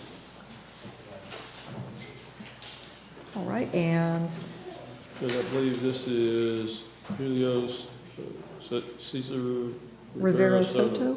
Yes, good morning. So just 25 CF 314. Says it's a brand new case. Yes. Mr. Nopes was appointed, or not Mr. Nopes, Mr. Williams was appointed 5 days ago. So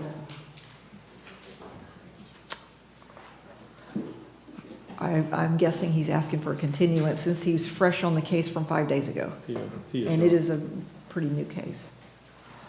All right, then. I'm debating whether to set it on June 9th or June 11th. I'm not quite sure why Mr. Rivera Soto is in jail. I don't know if it's another case or if he hasn't made bond or what. But why don't I set it for June 9th right now? We can always move it to the 11th. Unless the state thinks that we should go ahead and set it on the 11th. So on June 9th is fine. If he still has to do, they'll just throw him on the June 11th date, but just to be safe, June 9th is just fine. Okay. Pre-trial is June 9th at 9 o'clock. All right. And sir, the court has appointed Mr. Williams as your attorney. Mr. Nopes is covering for him today. Mr. Williams, I'm sure, will be in touch with you soon. Okay? Thank you. Mr. Rivera, so this way. Thank you. Ronald Phillips, your next. That's my last case. And that's for Mr. Scott, correct? That's for Mr. Scott, Chris Scott. Okay, these are case numbers 23 CF 1578, 24 CF 661, and 24 CF 1095. And these cases are part of the RICO cases as well. So, good morning, sir. Mr. Nopes is covering for your attorney, Mr. Scott, who is running between counties today. So, just to bring you up to speed, I did have a meeting this morning, or a conference with the attorneys, all the attorneys that are involved in this group of cases, and then we're bringing each case out individually to tell you what's going on. I've put a deadline in place for the state to disclose this last batch of evidence. They say this is the last batch. It's taking them days to download.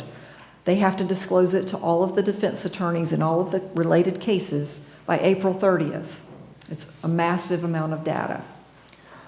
The state has represented that once they go through all of that, they're going to start resolving these cases. I don't know which ones they will select to resolve first. That's between the state and the various defense attorneys. I'm just telling you what the plan is. So your attorney, Mr. Scott, should have all of the evidence no later than April 30th. That's the last batch, I'm told. He did show up today, though he just left. Actually, he is running, he notified my office yesterday that he had to be in Washington County and was required to be there in person today. So I gave him a few options to either get coverage or show up late this afternoon after he's done in Washington County, but I didn't know if that was a viable option for him. So he obtained coverage, and I know that Mr. Nopes and he are in good contact. All right, So, thank you, I appreciate it. sure. I'm resetting your cases for June 11th, and those will be at 8:30. I don't know if we can bring you out at 8:30 because we'd have multiple defendants in the courtroom at one time, and that would be a security problem for court security. But all of the attorneys are going to be here at 8:30 on June 11th to have another conference, and then we will be bringing everybody out one by one to bring them up to speed on what's going on. Okay? So Mr. Scott will be in touch with you, I know. All Thank right? you, have a good day. Thank you. Thank you, Judge. Thank you, Mr. Nopes, very much for covering for everybody. Oh, absolutely. I'm glad I didn't get back to Crestview and delivering yours. Okay. Thank you. Okay, let's start with Mr. Harper's clients. Oh, and by the way, Mr. Shaw has one client, Mr. Davis. Was he transported? Because that case is being continued, but I didn't get the motion. I don't believe so, Judge. I haven't seen him. I'll double check. I don't see him on the transport list either, but I'm going to go ahead and announce the case. It's Christopher Davis. The case numbers are 22 CF 2402, 24 CF 926, and 24 CF 1162. Mr. Shaw filed a motion for continuance on Monday. I didn't see it until last night, so there wasn't time for me to get the order entered, but those cases will be continued to June 11th at 8:30. They're part of the RICO cases. So that will dispose of those, and we're ready. Well, actually, let's take a break. We have been sitting here for over 2 hours without moving, so we're going to take about a 10-minute break, and then we'll start on Mr. Harper's cases. All right. All rise, please.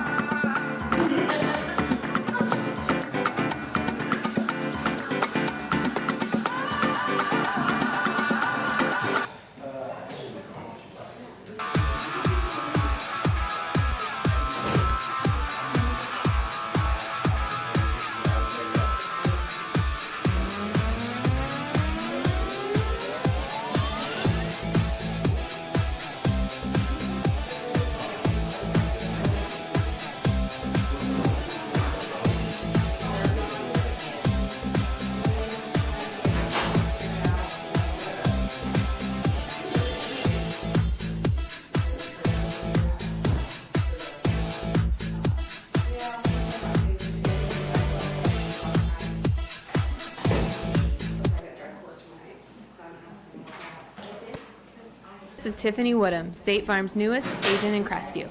I'd like to personally invite you to stop by my office for a no-cost policy review. Let me help you start saving today. Call in, walk in, or click in at yourcrestview.agent.com.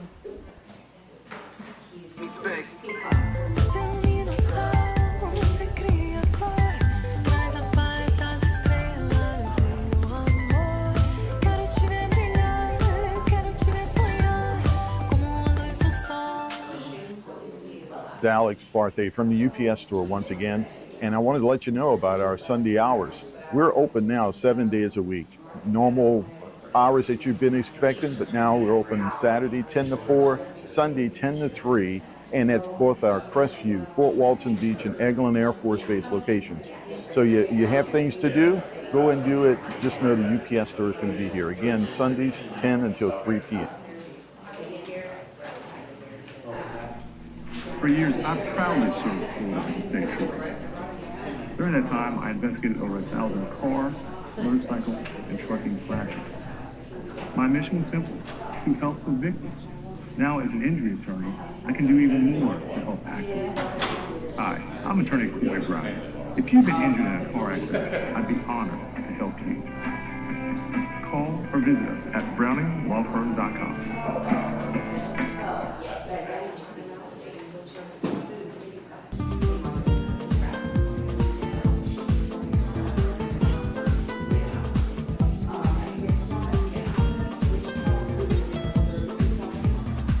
Okay. Tight. Okay, I'll edit it. Oh, you already did?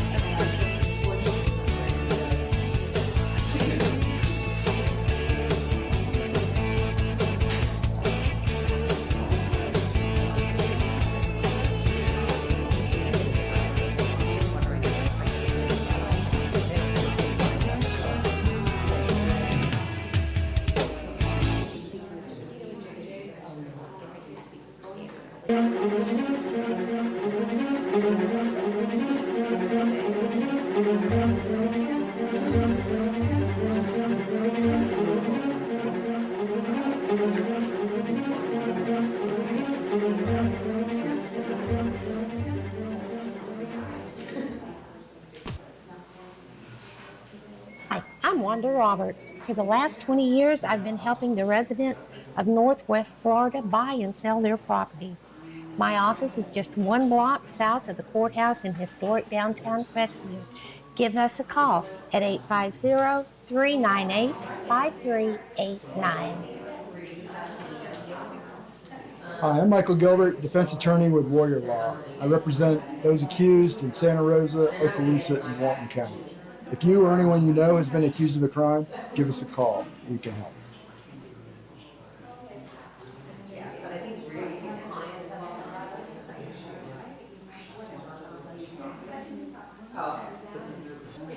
Hello, this is Chris Norman at Bulldog Bail Bonds. Our office is in Crestview, Florida, but we service 7 Northwest Florida counties. If you ever find yourself in a jam, please give us a call. We're here to help you out.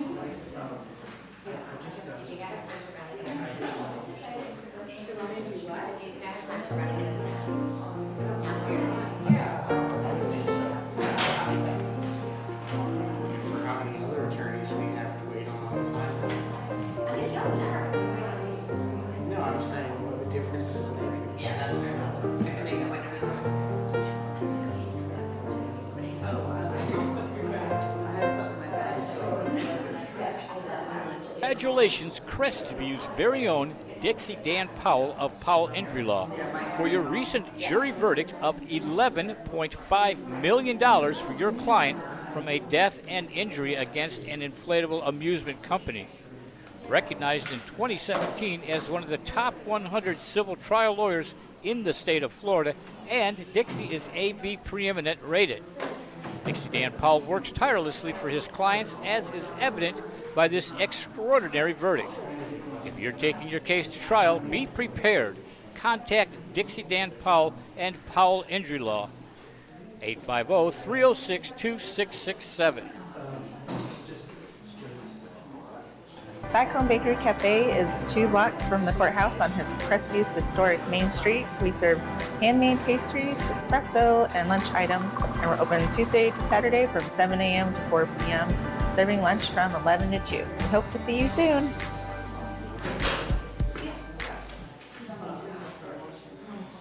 Hello, I am Bonnie from Body Be Healthy here in Crestview. We have been serving the area since 1999. We're an alternative health food store. If you're interested in bettering your health, we'd like to invite you to stop by.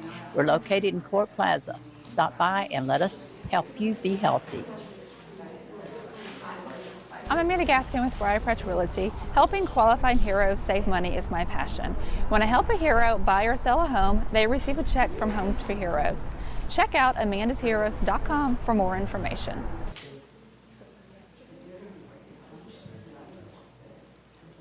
For more than 70 years, the sweet aroma of the Crestview's Coney Islands burgers and hot dogs has permeated the downtown area.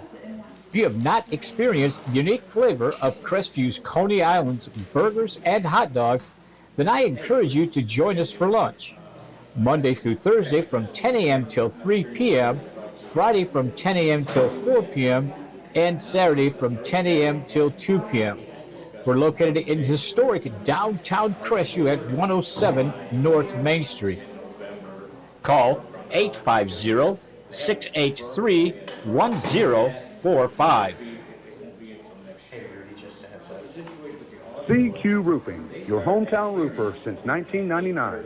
We're state licensed and insured, family owned and operated with 24 years of local service. We specialize in shingles and metal, re-roofs, repairs, and leak specialists. For all of your roofing needs, call us today or visit our website at cqroofing.com. CQ Roofing, your hometown roofer.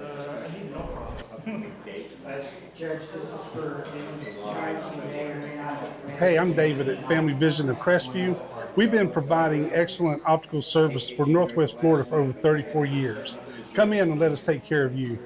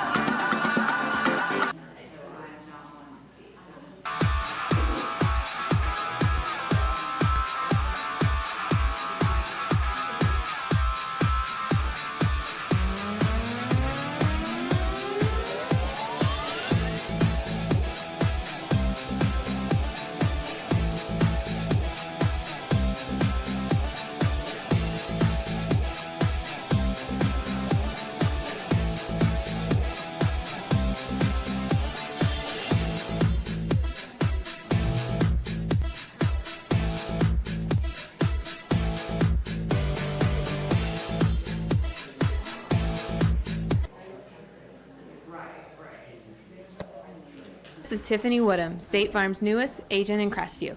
I'd like to personally invite you to stop by my office for a no-cost policy review. Let me help you start saving today. Call in, walk in, or click in at yourcrestviewagent.com.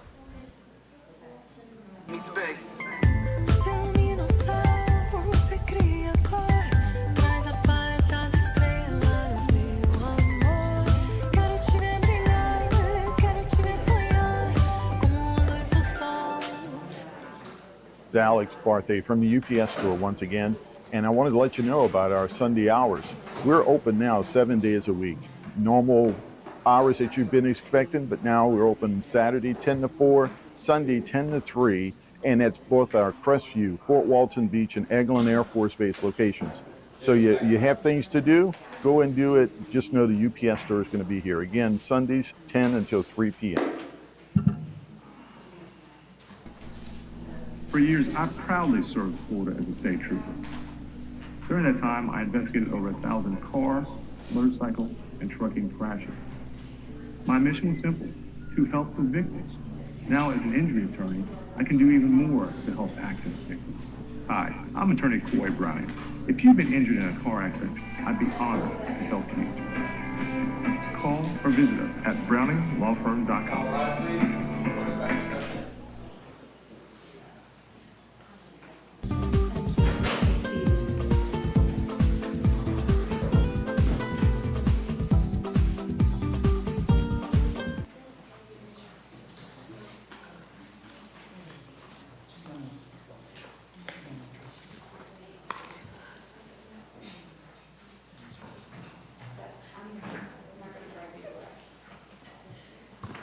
All right, Mr. Harper. Morning, Judge. Good morning. All right, who is first up? I will address whoever is pulled out. I think we might be a little bit Cunningham. Judge Cunningham is number 36 on the dockets before the court on 25 CF 80. Okay, do you have any questions?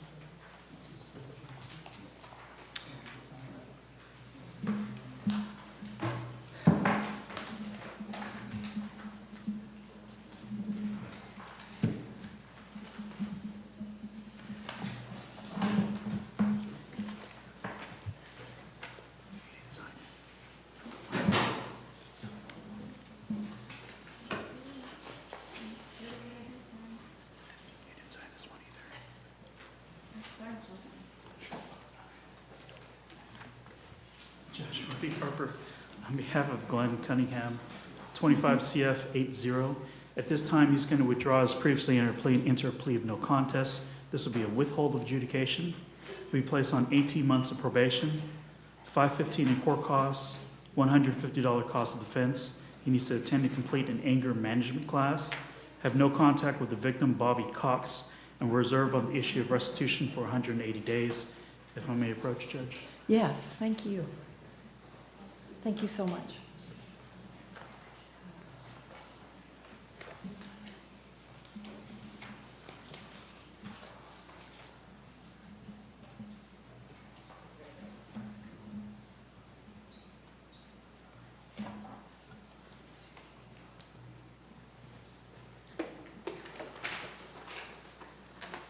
All right, sir, if you'll raise your right hand.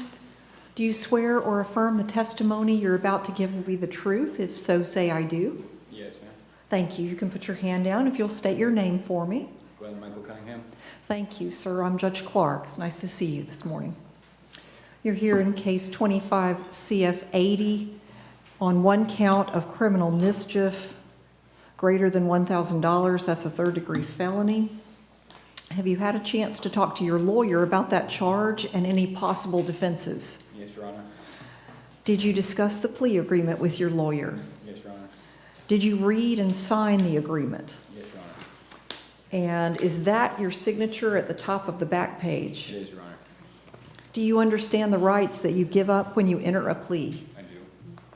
Are you entering the plea freely and voluntarily? Yes, ma'am.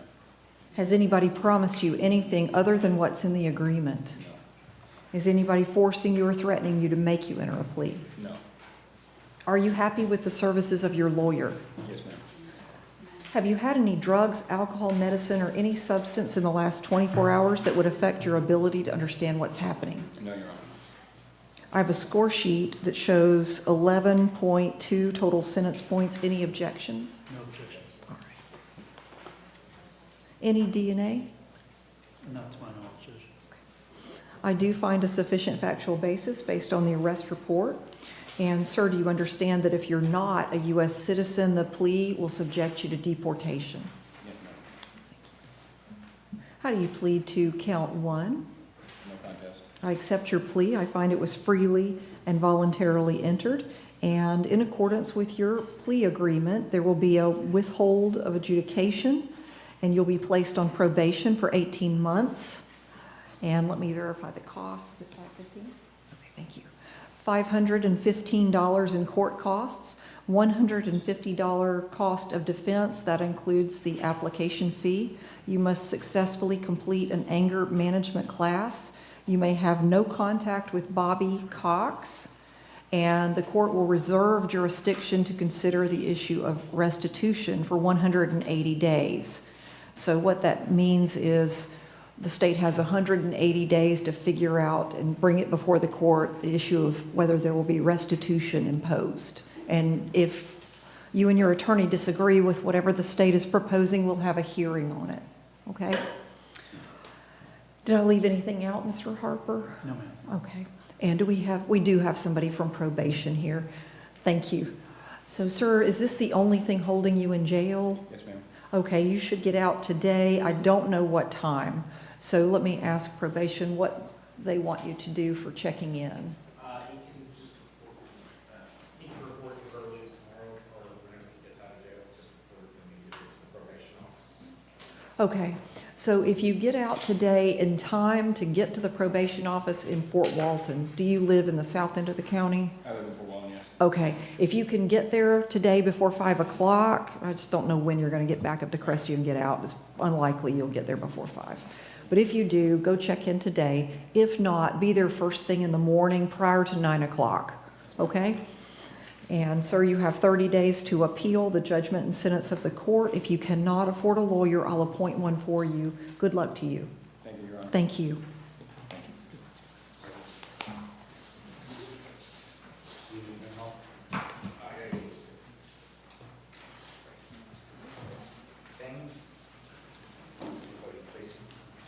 Judge, this is Brittany Fain, 22 CF 1937 and 23 CF 2642. Judge, we recently attempted to have depositions. This is multiple times I've attempted to do the depositions of the officers in this case. They've never shown. So in light of that, I'm going to leave these cases set for plea or trial this cycle so that we can come to a resolution, and hopefully we can file and address any pre-trial motions in advance of that, but I don't intend to continue. That is correct, Your Honor. This is Mr. Sprouse's case, but Mr. Harper and I have discussed, and I have relayed the information that I discussed with Mr. Harper to Mr. Sprouse. And there should be either a resolve or a trial. Okay, and which one would the state be proceeding on, or both, if they go to trial? One moment, Your Honor. Sure.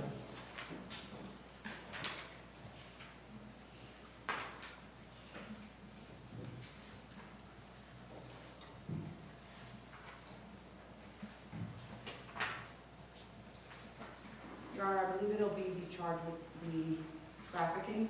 Okay. That's 23 CF 2642, but I won't hold you to that because I know you're covering for Mr. Sprouse. Yes, thank you.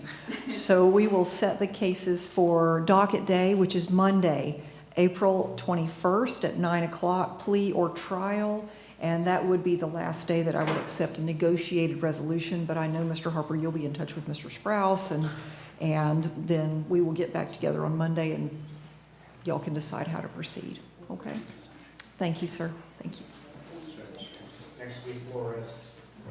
Okay, that's 25 CF 308. Mr. Flores is present and present. Ms. Flores over here. Judge, I was recently appointed to this case. This is the first time up.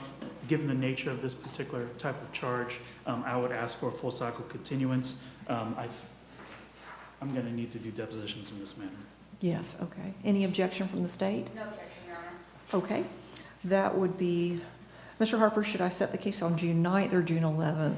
June 11th, Judge, I am going to, in the interim, whenever the clerk has availability, file a motion for a bond reduction in this matter, but June 11th is fine, Judge. In light of that, why don't I just put it on June 9th? I'm not prejudging any motion or anything like that, but ordinarily we try to set everything on the 9th and then we can move things to the 11th if they need to. I'm just going to put it on the 9th, and then if it needs to be moved, it will be moved. Yes, ma'am. So that would be June 9th, 9 o'clock, pretrial conference, and go ahead and get your motion filed and we'll get it set as soon as we can.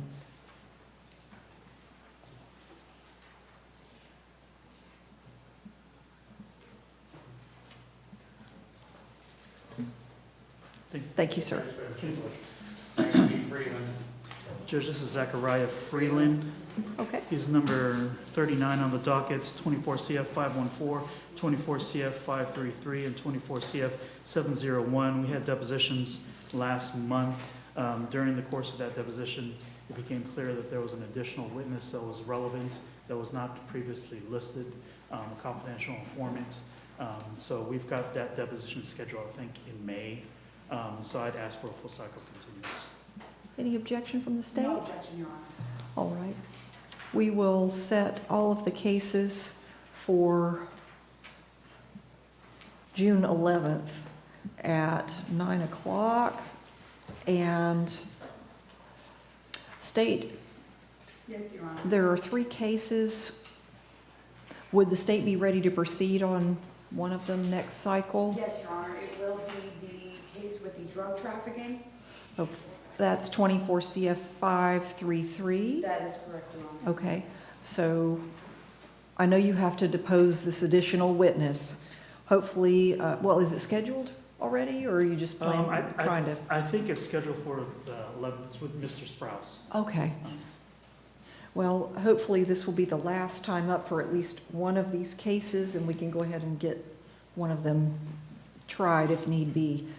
So June 11th at 9 for pretrial conference for all 3 cases, and I know you'll be in touch with Mr. Sprouse and get that deposition going and see where you are. Yes, Judge. So, thank you.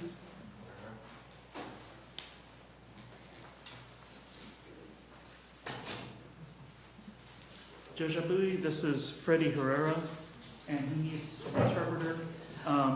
I was not aware of that. When I went to the jail, I was not aware that he needed an interpreter, Judge. I don't know if you want to swear in. Yes, let me go ahead and swear in. Thank you. Do you swear or affirm that you will accurately and faithfully interpret the proceedings in English and Spanish today? Thank you, ma'am. All right. Judge, this is Freddie Herrera, 25 CF 313. Judge, this is the first time up on this case. I have what appears to be a reasonable offer to this matter. However, my primary concern is that he's currently has an immigration hold, and that there are collateral consequences I need to address with him so that he understands what a plea would cause. I would like to bring him back on Monday, docket day, and hopefully we can come to a resolution on that day. Okay. Good morning, sir. I'm Judge Clark. We are setting your case for Monday, April 21st at 9 o'clock. And that will be plea or continue. Mr. Harper, your attorney, will be discussing that with you. And we'll see you on Monday. Thank you.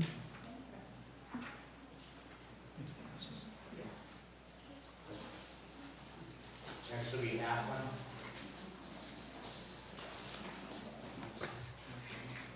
That would be 24 CF 2441.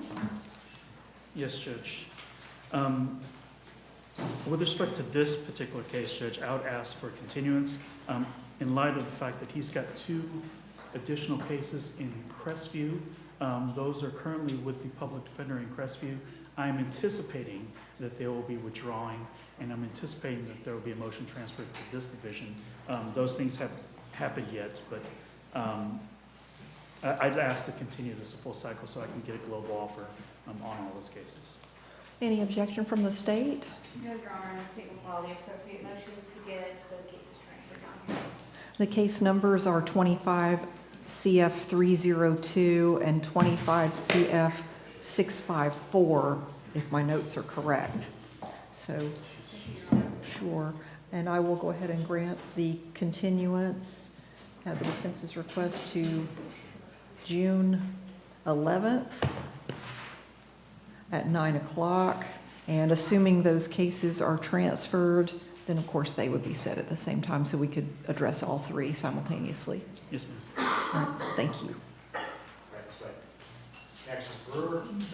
Next, Judge, is Deandrick Brewer, 20 CF 3085 and 25 CF 266.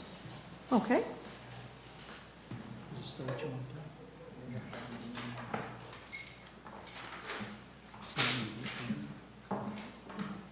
416.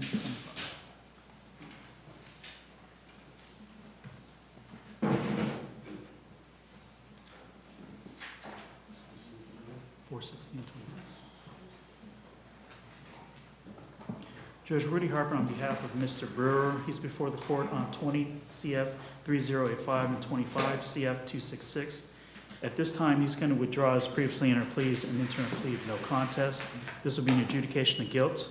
He'll be placed on 3 years of probation, $615 in court costs, $150 cost of defense, perform 50 hours of community service hours, restitution in the amount of $1,000 to Kadisha Sterling, have no contact with the victim, no trespassing, and there's a $100 per month restitution payment minimum.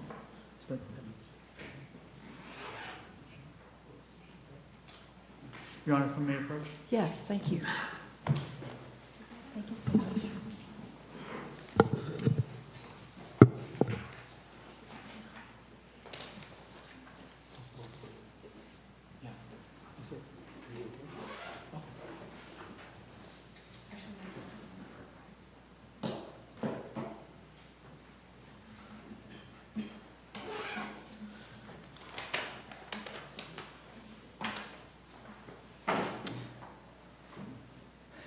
Does the state intend to take any action on the failure to appear? No, Your Honor. Okay. I'm noting that's why the 2020 case is still around, because there was a failure to appear back in April of 2021, and Mr. Brewer was not arrested on that warrant until February 2025. So that the state's not going to do anything about it, and they're not going to proceed on that failure to appear. Everything will be resolved in this agreement. All right, sir, if you'll raise your right hand, please. Do you swear or affirm the testimony you're about to give will be the truth? If so, say I do. I do. Thank you, sir. You can put your hand down. Could you state your name for me? Thank you. I'm Judge Clark. It's nice to see you this morning. In case 2020 CF 3085, you're charged with one count of grand theft, greater than $750 but less than $5,000. That's a third-degree felony. In case number 25 CF 266, you're charged with one count of possession of a controlled substance without a prescription. That's a third-degree felony. One count of possession of drug paraphernalia, which is a first-degree misdemeanor, and one count of false ID given to law enforcement. That is also a first-degree misdemeanor. Have you had a chance to talk to your lawyer about all of those charges and any possible defenses? No. Okay, you haven't been able to discuss the charges with your lawyer? Do you need more time? No. Oh, yes, yes. Oh, Mr. Harper's your attorney. Have you had a chance to talk Oh, yes, about ma'am. all the charges that I just read out? Yes, ma'am. Yes, sir. Okay. Have you discussed the plea agreement with your lawyer? Yes, ma'am. Did you read the plea agreement? Yes. Your Honor, while the court was deciding the charges, I noted that we didn't address technically the misdemeanor dispositions. That would be 1129 concurrent probation. I just didn't note that on there. I don't know if the court wants me to write it over. I'll write it on there.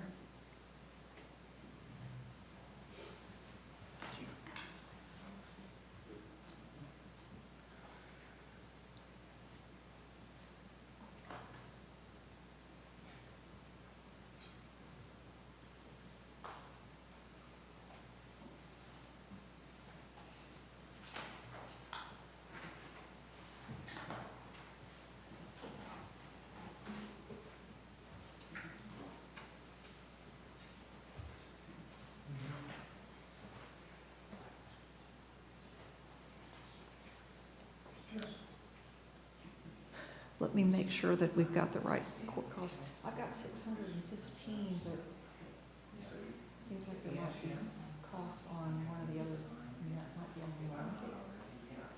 Yes, that would be for the 20. Okay. And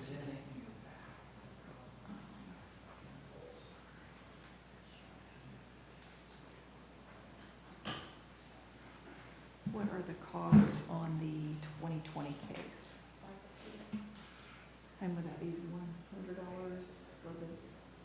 So 150 for the 2020 and then 100 for the 2020. Let me write that down.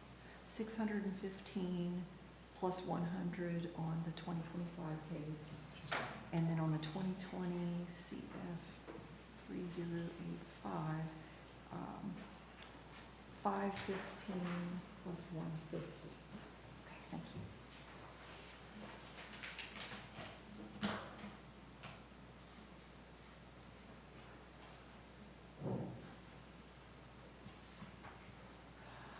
The costs on the 2020 case as well.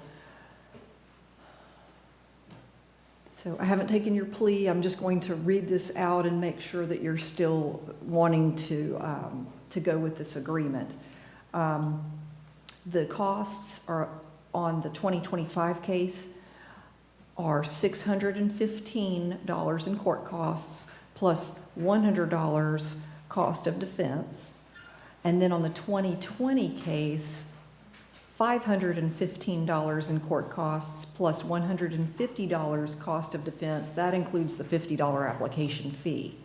So, sir, do you understand those costs? And do you still wish to go forward with the agreement? Yes, sir. Okay. And I didn't look to see if there are any requests for reimbursement for transport or anything like that. I mean, I don't remember if there are on this case or not, but I think it was a local arrest. I think that's what triggered the. I know there were multiple cases where I saw that when I was looking at the docket. I just can't remember which ones they are right now. So, but those are statutory court costs that I'm required to impose that I just announced. So I wrote on there about the misdemeanor counts. This is counts 2 and 3 of the 2025 case. I wrote 11 months, 29 days probation on counts 2 and 3 in case 25 CF 266, concurrent, all counts, all cases are concurrent. Is that accurate, Mr. Harper, Yes, for the ma'am. agreement? Okay. All right, sir.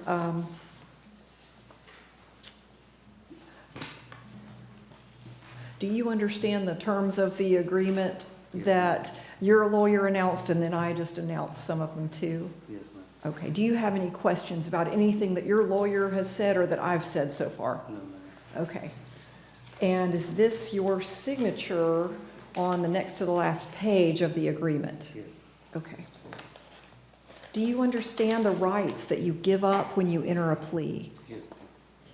Are you entering the plea freely and voluntarily? Yes. Is anybody forcing you to make you enter the plea? No, ma'am. Are you happy with the services of your lawyer? Yes, ma'am. Did he answer all of your questions? Have you had any drugs, alcohol, medicine, or any substance in the last 24 hours that would affect your ability to understand what you're doing? No, ma'am. I have a score sheet that shows 17.8 total sentence points. Any objections? No objection, Judge. Is there any DNA in either case? Not to my knowledge. All right. I do find a sufficient factual basis based on my review of the arrest reports. Sir, do you understand that if you're not a U.S. citizen, the plea could subject you to deportation? Yes. All right. In case 2020 CF 3085, how do you plead to count 1? No contract. And in 25 CF 266, how do you plead to counts 1, 2, and 3? No contract. I'm sorry, I couldn't No hear you. contract. Thank you. I accept your plea in both cases on all counts. I find that it was freely and voluntarily entered, and I will sentence you in accordance with your plea agreement. There will be an adjudication of guilt on all of the charges. On the felony counts, that's the 1 count in the 2020 case and then count 1 in the 2025 case. 3 years probation, concurrent, with 50 hours of community service, restitution. Now that would be in the 2020 case, correct? Yes, ma'am. Okay, the restitution in case 2020 CF 3085 is the amount of $1,000 to Keosha Sterling. That's Keoesha Sterling, to be paid at a minimum of $100 per month. No contact with the victim, no trespassing at the victim's residence, and in case 2025 CF 266, the court costs are $615 plus $100 cost of defense. In case 2020 CF 3085, the court costs are $515 plus $150 cost of defense. That includes the $50 application fee. And then counts 2 and 3 in 25 CF 266 will each have 11 months and 29 days probation, concurrent. All counts are running concurrent and both cases are running concurrent. Have I left anything out? State, did I get all that right? That's correct, Your Honor. Okay, and sir, you have 30 days to appeal the judgment and sentence of the court. If you can't afford a lawyer, I'll appoint one for you. Are these cases the only thing that's holding you in jail? Yes, ma'am. Okay, then if that's the case, then you should get out today, but I don't think you're going to make it back to Fort Walton in time to check in with probation today.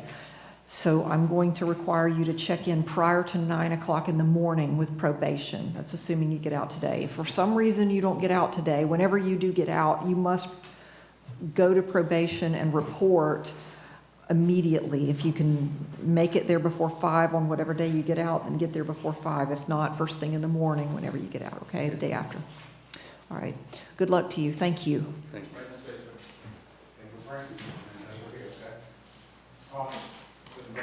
Judge, this is Larry Haas, who'll be next. Who'll be before the court on 23 CF 2671 and 23 CF 2856.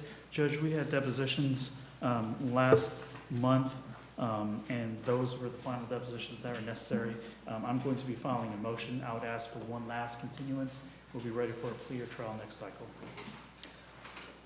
What's the state's position? There is no objection, Your Honor, and the state will be ready for trial next cycle. Okay. And would that be on both cases, or are you? The state will be trying 23 CF 2856. Okay.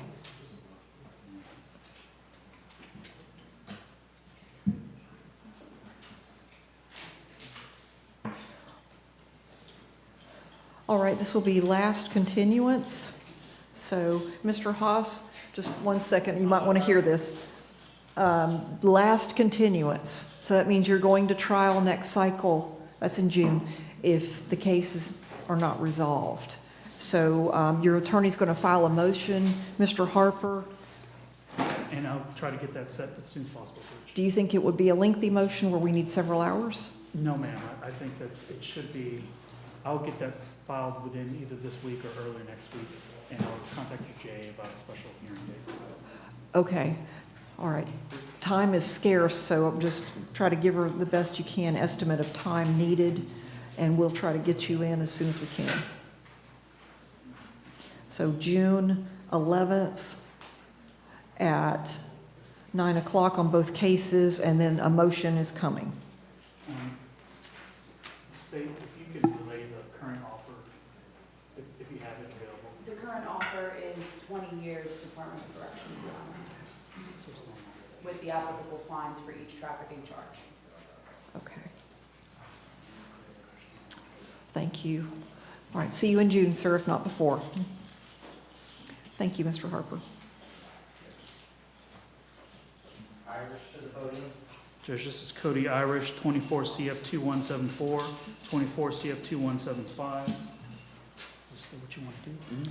All right, and the defendant is present.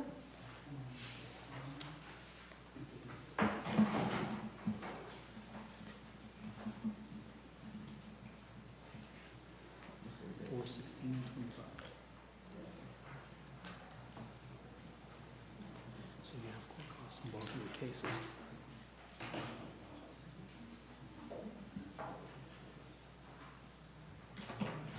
Your Honor, Rudy Harper on behalf of Cody Irish before the court on 24 CF 2174 and 24 CF 2175. At this time, he's going to withdraw his previously entered plea and enter a plea of no contest. This will be adjudication of guilt. Be placed on 1 year of drug offender probation, and I've explained to him what that means. There's a curfew of 7 p.m. to 7 a.m. That will be followed by 1 year of probation, regular standard reporting probation. Be assessed $615 in court costs, $150 cost of defense. There's a substance abuse evaluation and any recommended treatments. Eval within 30 days, treatment within 60. 24 hours of community service work. He has to maintain employment or 2 job applications per week. The court costs that I mentioned are in the controlled substance case. The other case is $515 in court costs and $100 cost of defense. If I may approach. Yes, thank you. Thank you so much.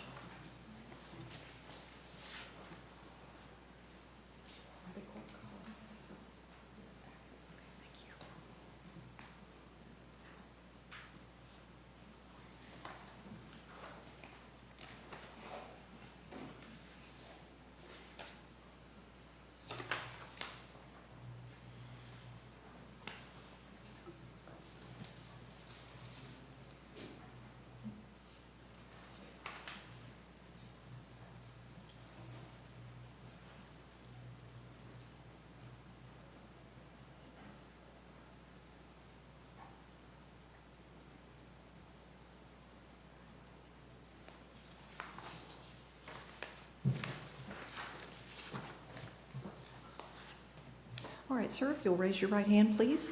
Do you swear or affirm the testimony you're about to give will be the truth? If so, say I do. I do. Thank you, sir. Could you state your name for me? Cody Irish. Thank you, sir. I'm Judge Clark. It's nice to see you this morning. And we're here on case 24 CF 2174 and 2175. The charges are one count of possession of a controlled substance without a prescription, excuse me, one count of felony petty theft. Those are both in the 2174 case, and they're both third-degree felonies. And then in the 2175 case, one count of smuggling contraband into a correctional facility, which is a second-degree felony. Have you had a chance to talk to your lawyer about those charges and any possible defenses you might have? Yes, ma'am. Did you discuss the plea agreement with your lawyer? Yes, ma'am. Did you read and sign the agreement? Yes, ma'am. Is that your signature on the last page? Yes, ma'am. I think it's at the bottom of the previous page, Judge. Oops, sorry.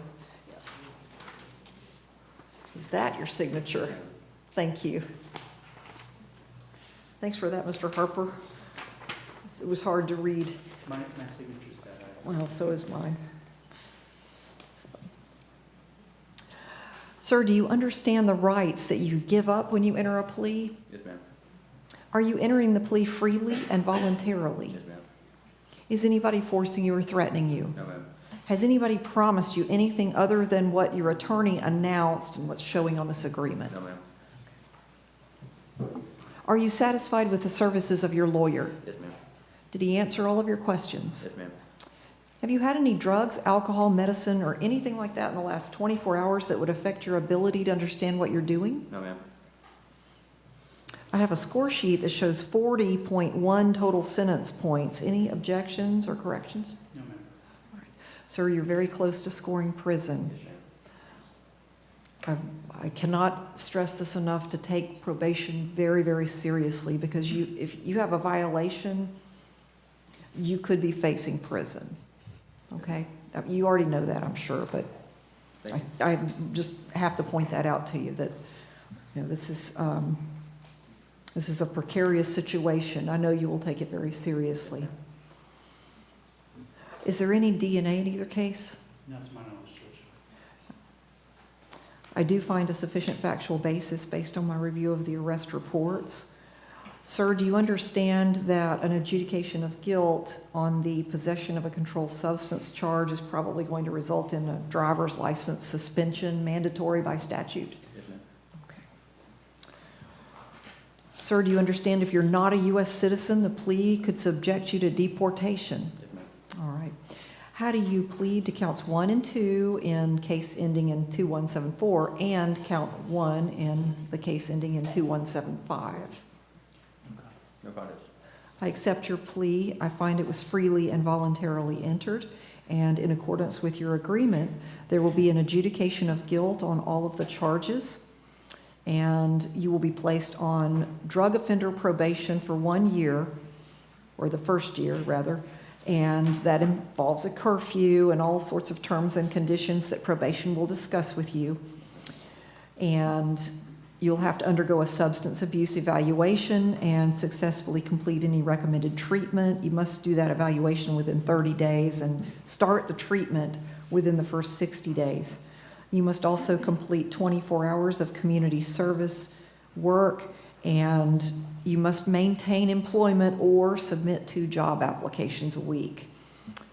All of the counts will run concurrent, and all of the cases will run concurrent. After you finish that first year of drug offender probation, that'll be followed by another year of regular probation. So that's 2 total years, the first one being on drug offender probation and the second regular probation, all concurrent, all cases, all counts. The court costs would be in, I believe it's, yes, 2174, $615 and $150 cost of defense. That includes the $50 application fee. And then in case ending in 2175, $515 court costs, $100 cost of defense. Did I leave anything out, Mr. Harper? No, ma'am. Okay.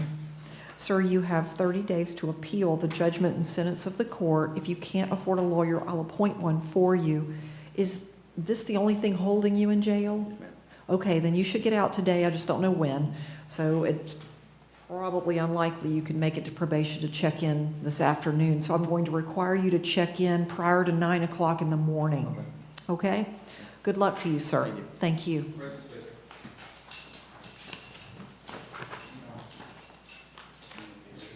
Judge, this is Clayton Jones before the court on 24 CF 972 and 24 CF 973. There was a motion and order, I believe, for a evaluation. I've requested that Dr. McDonald see him at the jail for a competency matter. So I'd ask for full cycle continuance. I know I've received several of those orders lately, and I cannot remember if I've signed this one yet or not. But if I haven't, then just as soon as I get a chance, I will. So that would stay the case. So yes, we'll have to continue the case. When do you want to, like, how long is Dr. McDonald taking these days to? I don't know, but what we have done previously on other cases is that we move things to May the 20th. I don't know how overloaded that particular docket is, but I'm fine with moving it just for status to see where we are at. I know that Dr. McDonald has reached out to my office for discovery, not specifically this, but on the recent orders. So she is moving along. Oh, good. I know she's very, very busy, and I didn't know, how backlogged she might be, if at all. So why don't we set the case for May 20th for a competency status? I'm competent to go to trial. I'm ready for trial right now. Okay, thank you, sir. There has been a doctor appointed to come and see you, Dr. McDonald, so be on the lookout. She's going to come and talk to you. And I've just set a status date to see where we are on her evaluation, to see if I've got the report back from her. If I haven't signed the order appointing her already, I'll do it hopefully today. I may have already signed it. I just can't remember right now. I've signed a lot of those orders recently. So there's a doctor coming, okay? Okay, doctor will be coming to visit for a competency. Correct. She's going to come and see you. Mm-hmm. And then after that, the next court date, the appearance will be May 20th. May 20th. And yes. that will be to see if she's seen you and given me the report yet. And then the report will be known, then my competency will be known, and then we can proceed forth. Correct. Assuming, well, let's see what the report says, and my hope is that we would be able to go forward on that day and schedule more court dates and get the thing moving. So, okay.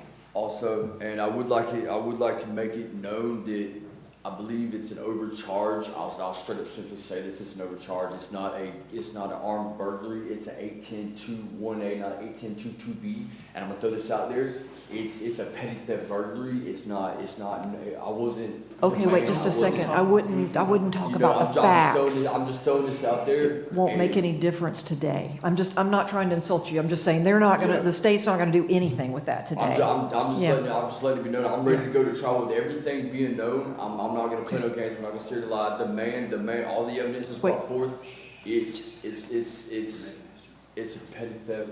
I apologize. Okay. I'm trying. I know. And I'm trying to tell the truth and just get everything straight to the point, so everybody knows the crime. It's not a heinous crime. It's not nobody was harmed.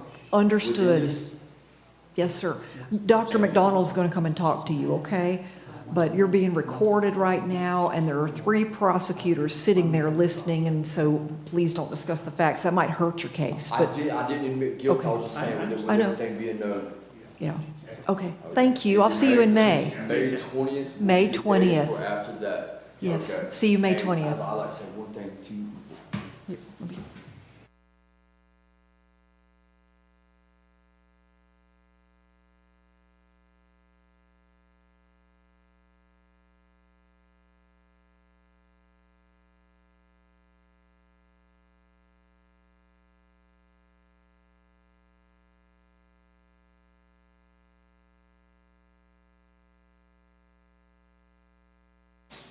Next is Mr. Joyner.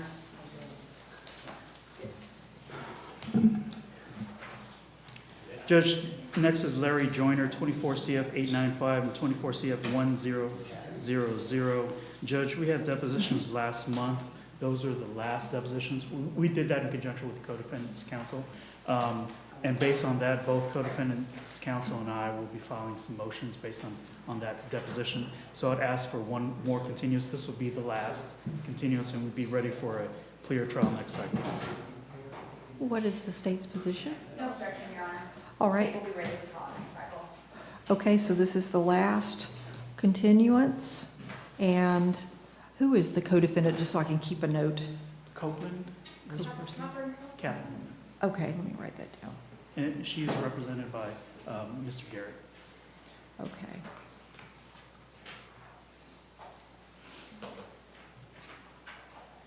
Thank you. And last continuance, we will set pre-trial for June 11th at 9 o'clock. And I know you'll get your motion filed, and then do you think it will be a lengthy hearing needed, or an hour or less? An hour or less, Judge. Okay. Get a hold of Amanda and we will find a time to have that heard so we can keep everything rolling. Yes, ma'am. Okay? Okay. Thank you. Judge, we skipped over a couple. Okay. If I can address Jordan Couch. Yes, let me He's got a back number up. of cases on the docket. Yes, and I'm sure he'll be brought out momentarily. He's not actually, Judge. Oh. If I can announce his cases for the record. Sure, go ahead. 23 CF 2687, 24 CF 1688, 24 CF 1689, 24 CF 1690, 24 CF 1828, 24 CF 1829, 24 CF 1837, 24 CF 1885, 24 CF 2160, 24 CF 2161, 24 CF 2859, 24 CF 2860, and 25 CF 77. Judge, the court may recall that he's currently in another jurisdiction. There was a motion in order. If we can approach if the court needs more clarification on that. Yes. Okay.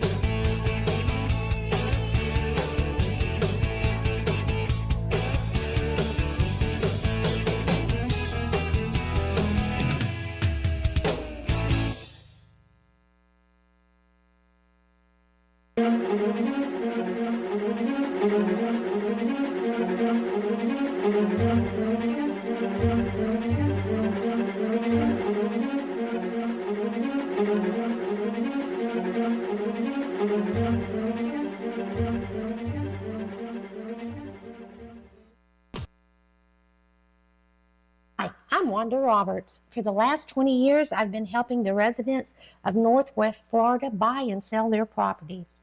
My office is just 1 block south of the courthouse in historic downtown Crestview. Give us a call at 850-398-5389. Hi, I'm Michael Gilbert, defense attorney with Warrior Law. I represent those accused in Santa Rosa, Okaloosa, and Walton County. If you or anyone you know has been accused of a crime, give us a call. We can help.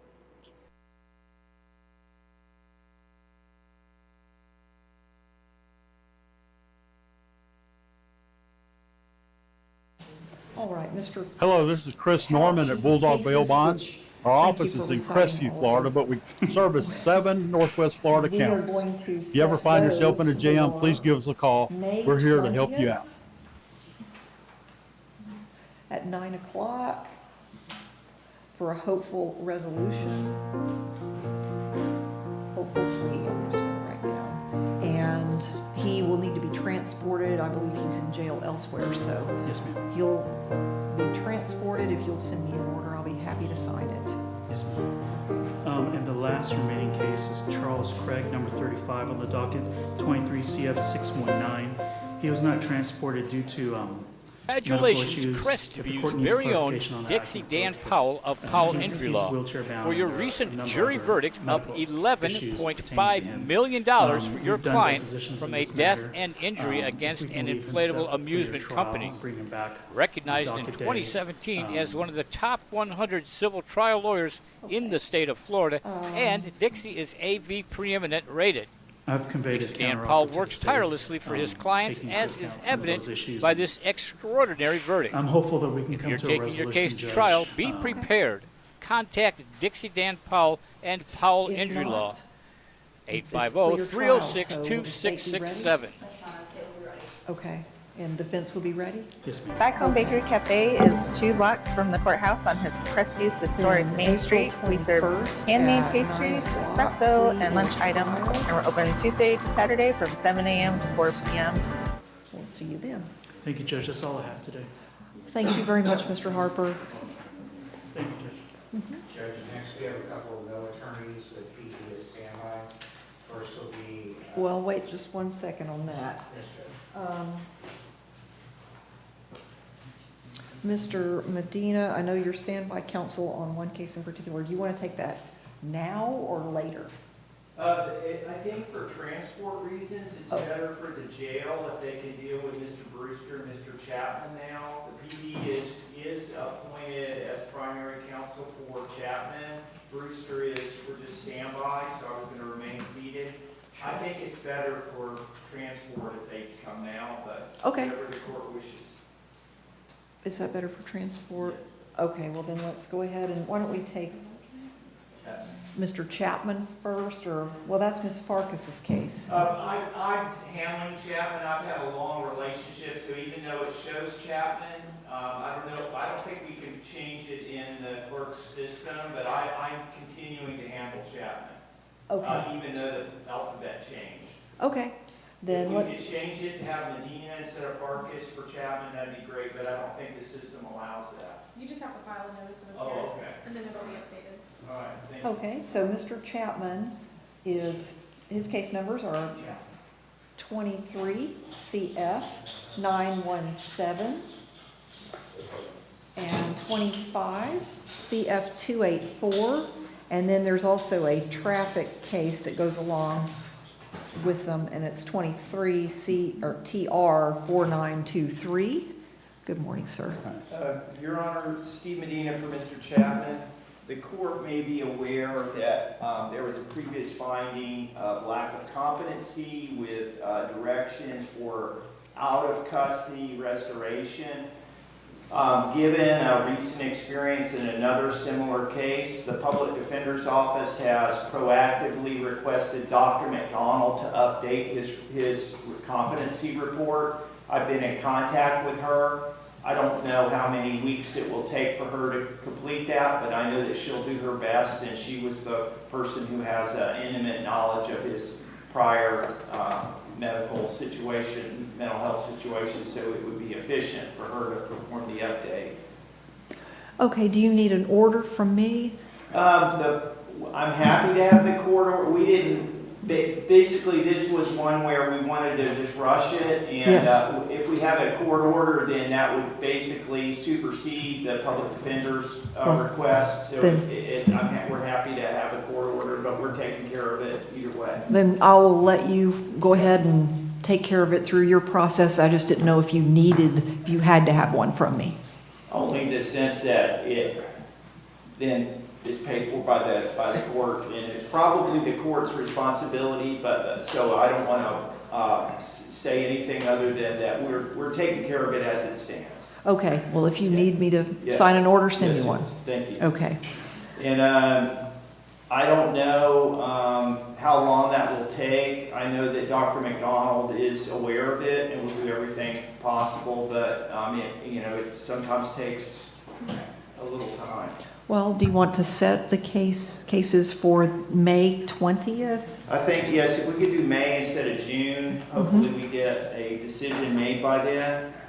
And I know it's very stressful. I've been to talk to Mr. Chapman. He knows that I want to do everything I can to help him. So if we could, did the court say May 20th? May 20th for hopefully we'll have Dr. McDonald's report by then. That would be a competency review or status or hearing. Yes, Your Honor. Competency will be the issue. Okay? And I'll file if we, we'll make sure we file a notice of appearance for me, so it's not Ms. Farkas in the clerk's record. Thank you. All right. I will see you in May, and Dr. McDonald is going to come and see you. I've got a serious health issue with AAA. I need to get back to my doctors. I'm just, this has got to be addressed. I could die in 35 seconds if I get in this jail and can't get out. I need to get out and go to my doctors and get my medication straight. Not, my health is more important than anything. And, I'm sure Mr. Medina will be out to talk to you very soon. Okay. And Dr. McDonald will be out to talk to you soon as well. Okay? All right. Thank you, Mr. Chapman. Okay.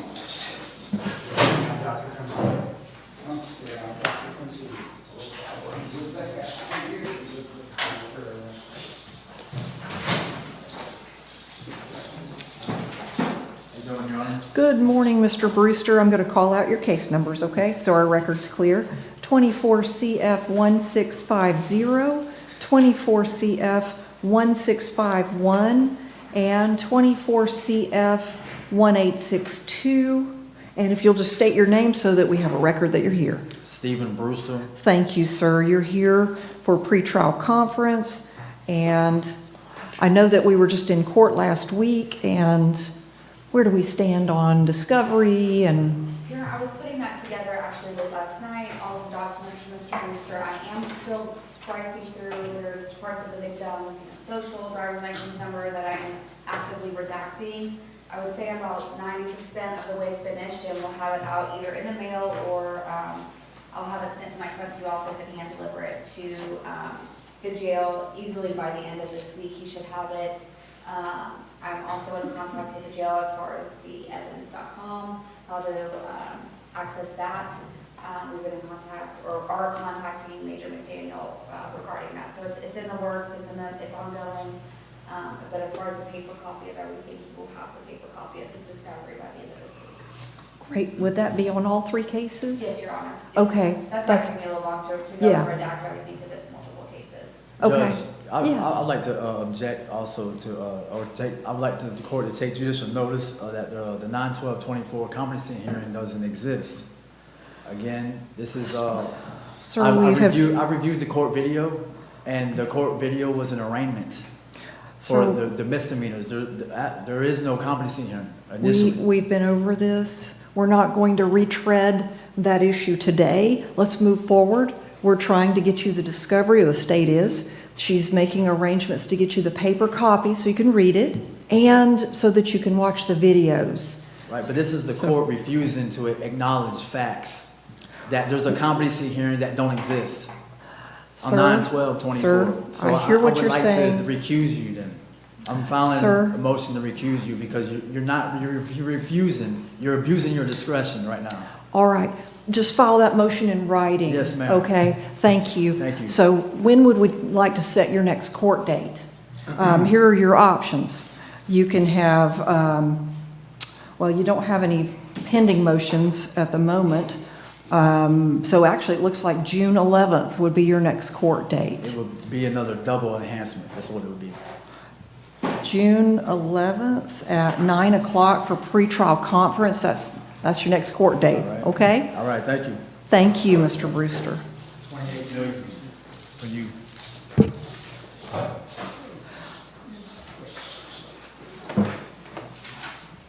Okay. It is 11:49. Can we take some cases before we break for lunch? That's completely up to you, Judge. Okay. Ms. Farkas, her clients for that, whatever next, I believe she's talking to them from the client. Okay. But we can say as soon as you'd like, I can try to bring her, or we can break for lunch, whichever you prefer. Let me, yes. None of my clients are here. I can check on Ms. Farkas, and I'm sure she'd be happy to come out and do what she could if that's the court's preference. She's Are- probably talking to you. So none of Mr. Medina's Not upstairs, no, ma'am. We have up until number 54.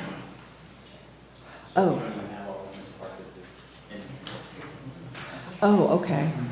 Okay, so we have to wait until we work through those, right? Okay. We can only have 29 upstairs. So we don't have to- Gotcha.